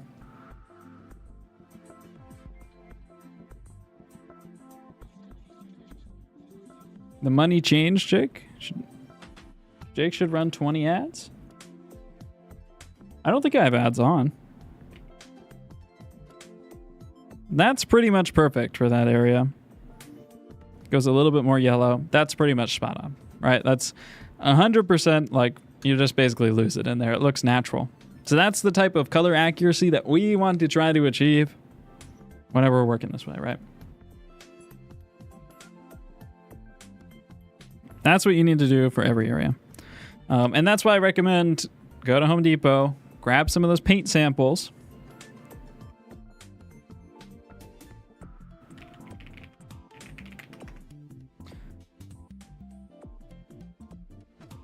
Go to Home Depot, grab a ton of paint samples like this. They're free. You can just grab as many as you want. And generally, you don't want to get like super neon bright colored ones because paint can't mix something that's brighter than itself, right? So unless you're starting out with neon colors, you're not going to be able to mix these super bright ones. But if you get ones that are in the midtones like this, you can get a whole bunch in this range that are in all sorts of skin colors. Some more red, some more yellow, some darker, some bluish. And you can just mix the hell out of those. Everything in this range right in here. Boom. You do a handful of those, as much as you can. After you do, 20 of them, you're going to be way better at mixing color. Color accuracy is a sport. Yeah, I think that's a good way to look at it, right? You got to practice. You need to be able to hit your shot. So you got to go into a training environment. You got to go into aim labs and practice your spray pattern.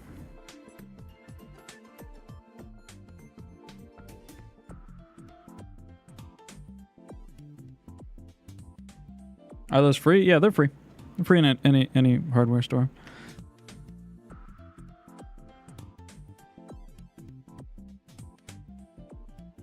Otherwise, you're doing pretty good. Oops.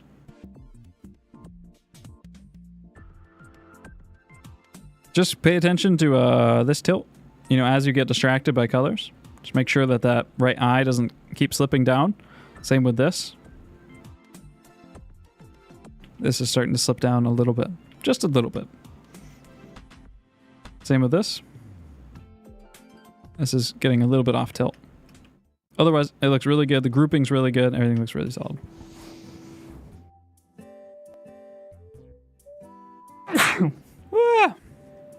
Okay. Yeah, I go into Home Depot. I take literally 50 of them in front of all the workers. They don't care. Because that's what you're supposed to do. Because they think you're going home to decorate your house or to choose which color you want on your wall. Jake, I can't join your Discord. If your account isn't a minor, what you need to do is read the big block of text that's right under the link that you click to join in the description. It's got all the solutions in there. It's probably a setting inside of your family center section of the Discord settings. I don't know what the setting's called, but there's some sort of setting, probably age restriction or something, that allows you to join servers like that.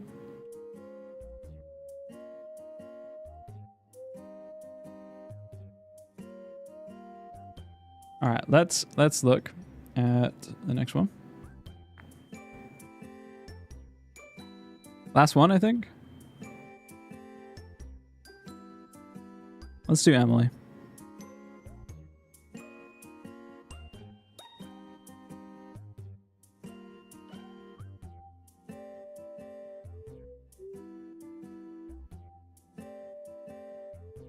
How do I find hers?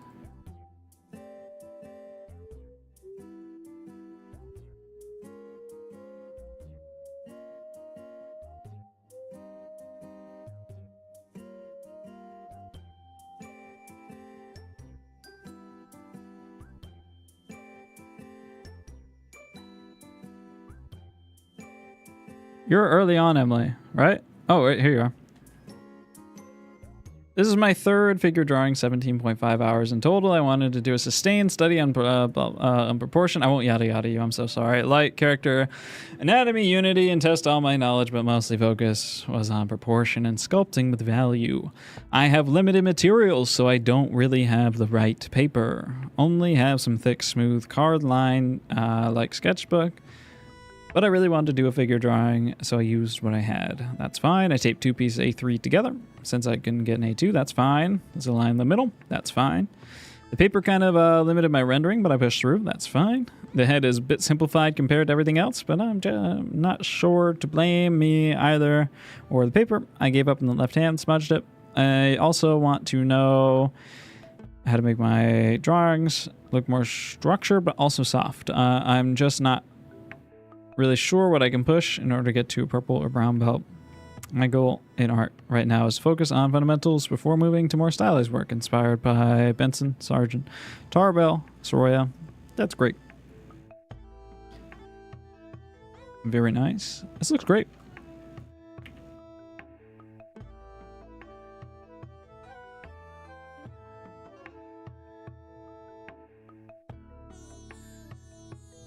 Ghost Dinosaur. If your name is Dinosaur and you submitted a K-pop person, I already did yours. If your name isn't Dinosaur, then you need to change your Discord name because that one's already taken. Or change your YouTube name. You know, for being on smooth paper, you've done a really good job here. Oh, let me move over here. For being on smooth paper, you've done a really nice job here. Oh, I'm so fucked up today. I'm tired. Thanks for enjoying the stream. I've been happy to stream. It's been nice. Maybe I could stream working on the Blender project sometime.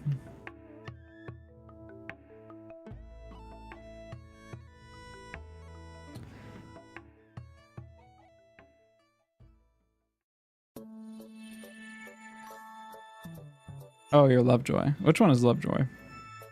Wait, I'm getting bait. I'm getting distracted. Emily wants you to do mine instead. Wait, Jack, did I not just do yours? Are you not Jack?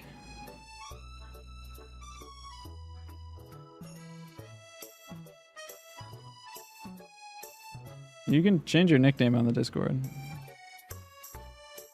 Okay, let's focus up on Emily. Yeah, things are looking pretty nice. I think that in general, you know, the vertical proportions are good, right? Like everything's lining up pretty well. This head is super difficult, and I think you handled it pretty darn nice. You certainly were being held back by the paper on like the rendering and stuff. You're not going to be able to get those really nice transitions with the stump on smooth paper. It just doesn't have enough stuff, enough grip to grab onto. There's some stuff that you can look for though, right? So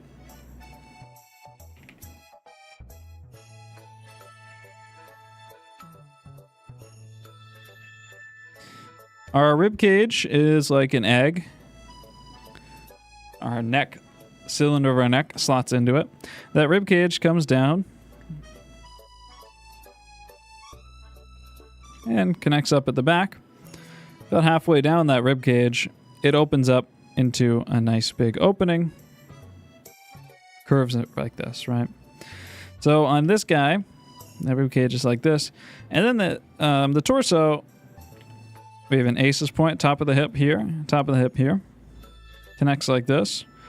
And the pelvis is a little bit more like a box or like a bucket. Right? And then the pubic area sits kind of at the bottom of that bucket and goes below it, if you're a man at least. That's where the center line is. And in between the box and the bucket, we have a squishy section, right? So the squishy section is our abdomen and our obliques on the side. And those the rib cage is fixed pretty much, right? Like, you know, it goes side to side and we can kind of tilt it a little bit with our spine, but it's fixed. The rib cage itself doesn't really move, like kind of our spine moves and our rib cage moves with it. Our hips, they move, but you know, they're like a block, right? So it's a steady block and a steady block. You can tilt them, you can twist them in some positions, but they're pretty fixed. And in between that midsection is this squishy, gummy, material that twists way more. It adjusts, it flexes, right? It gets longer on one side and shorter on another side, compresses. It's kind of like, just thinking of this now, you know, we have our spine and we have our vertebrae. I don't even know what vertebrae look like off the top of my head. Like, I've seen them. Hey, come here. Come here.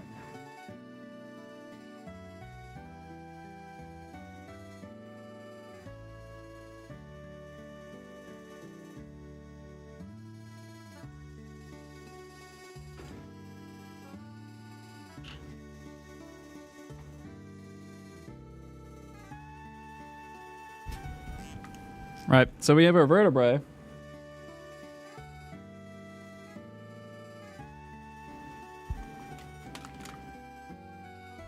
Which has these sections in it that are going to be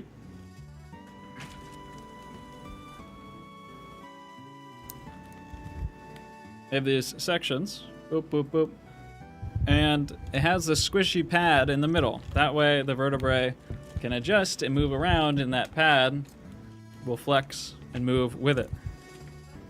What happens when you get back pain, I mean, there's different types of back pain, but what commonly happens is that squishy fluid pad, it will pop or it will wear down, right? And then the bones start rubbing together, and that's bad. That's painful. So those types of vertebrae with this nice squishy pad in between them, it's kind of the same thing happening here. So when we have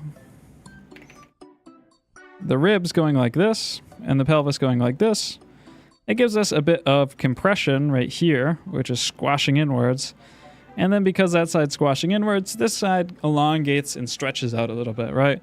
If one side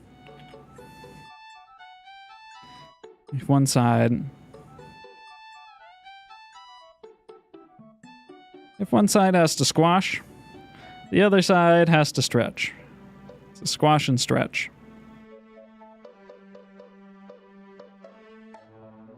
And when this squashes, it doesn't just squash on the outsides, right? You also get bunching up on the inside too. And just in Greek sculpture in general, they have these really strong obliques, right? Those obliques, they come out around and they really hook in and they have that nice big strong form. Yeah, it's the bean, two beans in a pillowcase, right? I think that's what Proco says, or the Robo Bean. So you get this hook around. You'll notice that the value change here actually isn't all that much because this is where the light's coming from. The light's kind of coming from up here, and there's just a lot of light going in there, so it's not getting all that dark. But there is going to be a form change, right?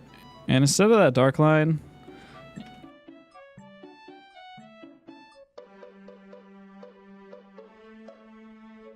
you're just going to get this general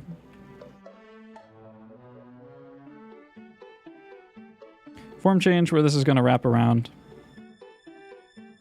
the underside.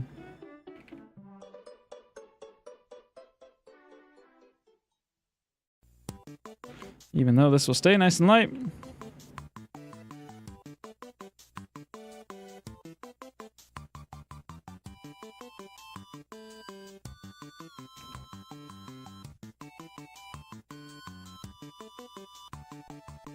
Yeah, I need something a little bit stronger. Alright, so this comes up, squashes in, and then we go back to our rib cage and out to our back. This gets a little bit more of a squash. And then this can kind of feel that stretch come in. This is going to pull down. Everything's radiating inwards too, wrapping inwards like rhythms. The undersides of these get a little bit darker.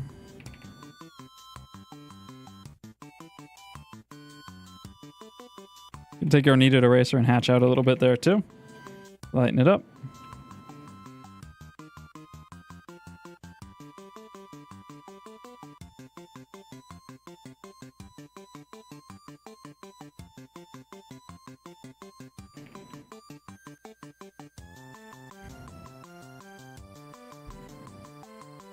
So cut in a little bit more too. And then in general, it's going to pull outwards and keep getting dark in that spot. And this is where on nicer paper too, you can kind of massage these edges in a little bit more.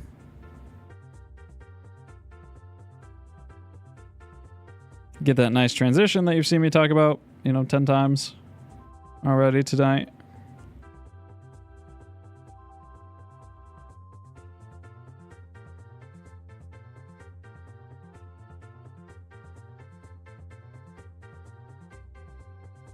Push that in a little bit more. Push this up a little bit more.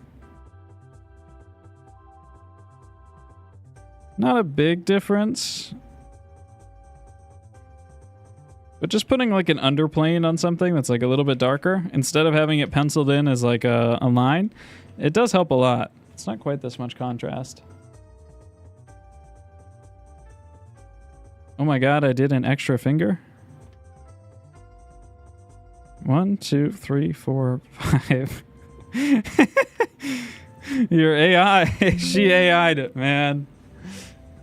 Oh my god.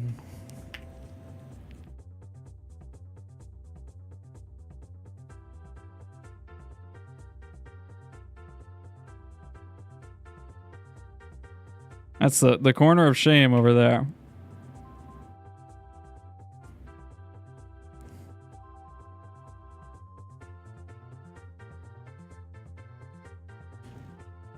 All right, and then a little bit wide on some parts here too. I'm just gonna take it in. Wide. One thing you can do too, and this is less helpful on a figure that has his head tilted, but the standard is still there. If his head was straight up like this, regular, probably about that big or so. Half of the head from chin to brow.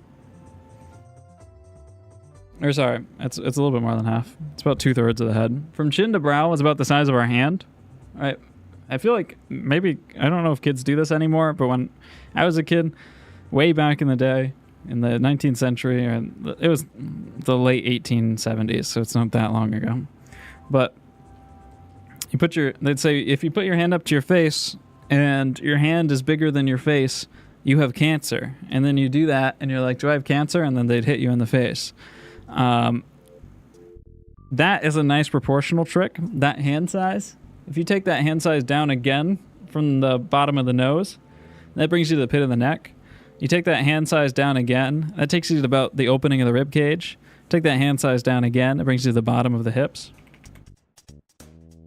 Right, so here, be a little bit higher, like 2/3 of the head.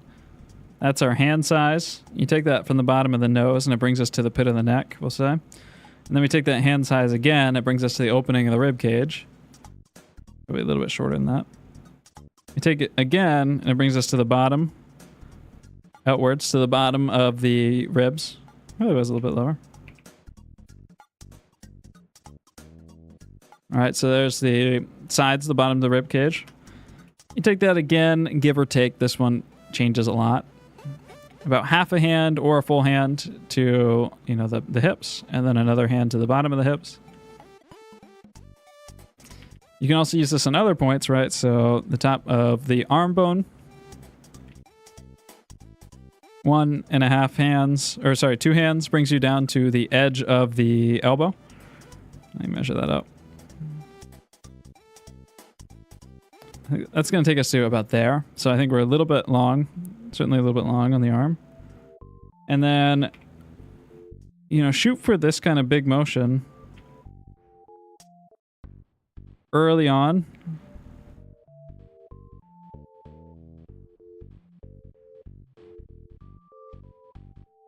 And use that to check if your widths are good, you know, before you're too deep into there. And also you can kind of just control the rhythm and the flow of these things a little bit better early on.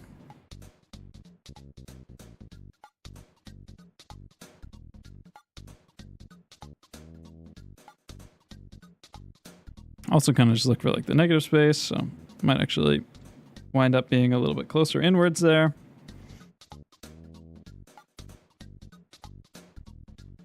Same, I wouldn't even worry about this bump at the beginning. Just look for the big motion through here early on.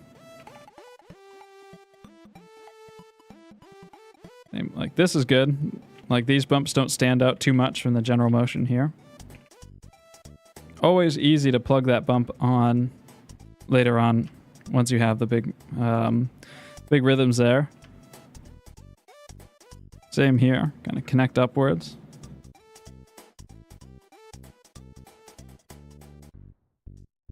Draw through and look for that general width, and then later you can kind of come on and add a little bit extra to the oops, bump out for the bone. Shit's loud as fuck.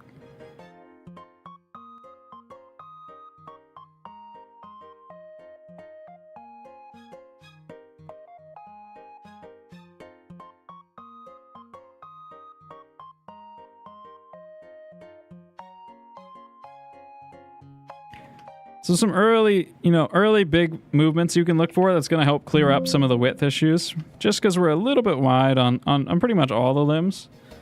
Generally, that type of stuff, it happens early on, and then it just gets exaggerated the further into the rendering you go.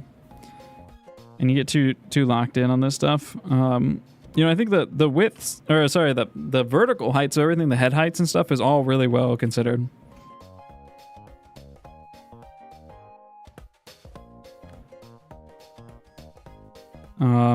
So there's some big form stuff that can happen in here.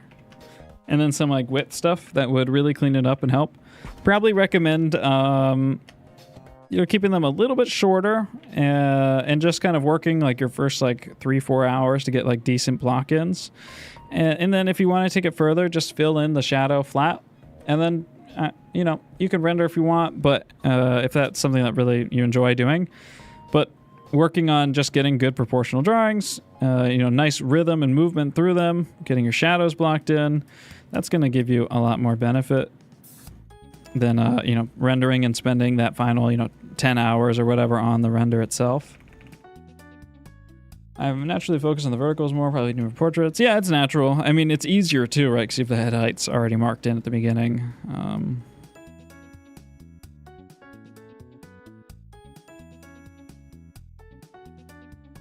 Yeah. And somebody said I'm Korean, use a lot of K-pop idols as reference, but beauty standards there are different, so they look different from the standard proportions for sure. And that's why if you're gonna do a long drawing, you want it to look like that person. That's why you measure head heights, because those are small enough and specific enough that they're gonna get you way closer into the ballpark.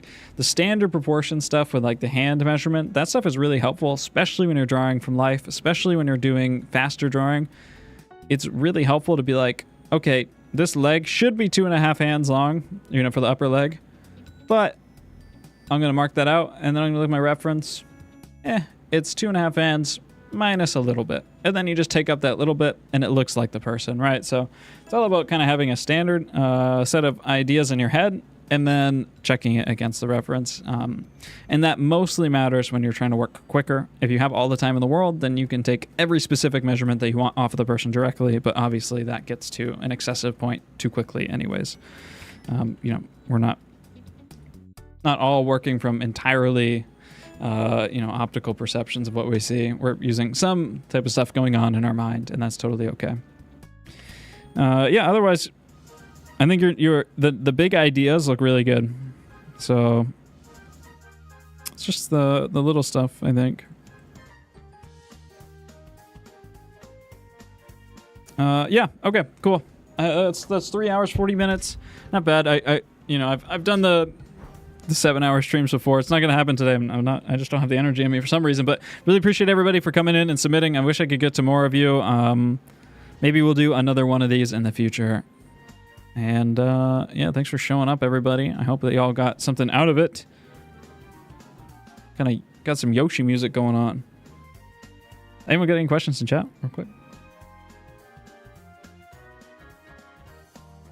Now run 20 ads. I don't even know how to run an ad. /ad? Fuck, that didn't work. Wait, there's a money sign here. Oh, that's give myself money. Wait, guys. Watch the ad.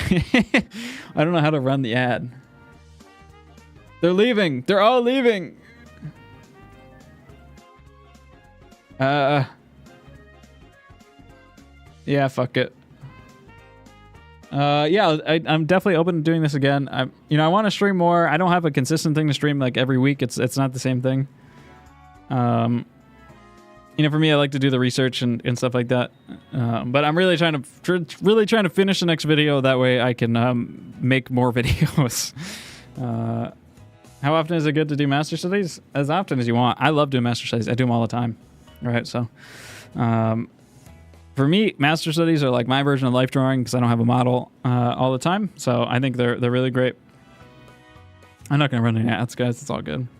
10 gifted subs to myself. Thank you. You're so generous, Jake.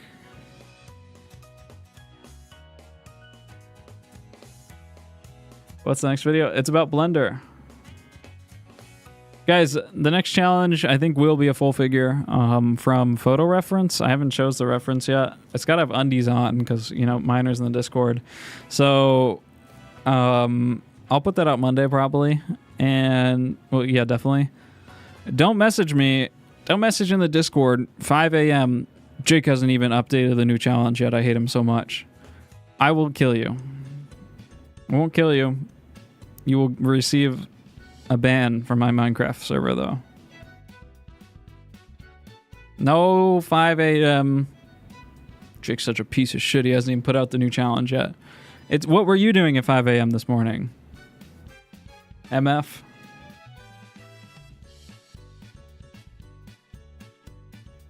There are no subs in the Discord. Are YouTube subs transferable to the Discord, or is that for the course? That question just broke my brain. There are no subs in the Discord. The course is a one-time purchase. It's not like a subscription thing. The YouTube subs, there's like a few members-only videos that you can get for the YouTube membership, but mostly it's just a way to give me money. I'm not even gonna lie, and I really appreciate that. Yeah, but there's a few members-only videos on the Discord that have some guides and some process videos, some commentaries. Discord has boosts, yeah. We're boosted up on Discord. We have enough. Okay.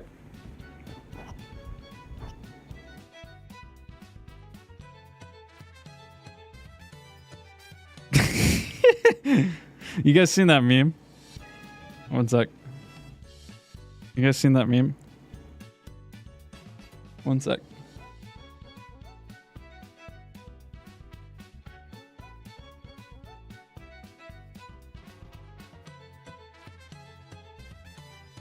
One sec.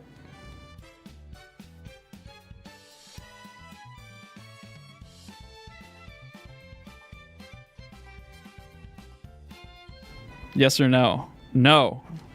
They saying we might go to war. It's crazy because ever since we stopped talking, I've been at war with myself. I don't know why, but this Iran shit got me thinking about how I ran from your love. Hope everything is good though with you, shorty. Be safe out there. This type of shit, this type of mad community we got going on, it's making me wonder, what is real?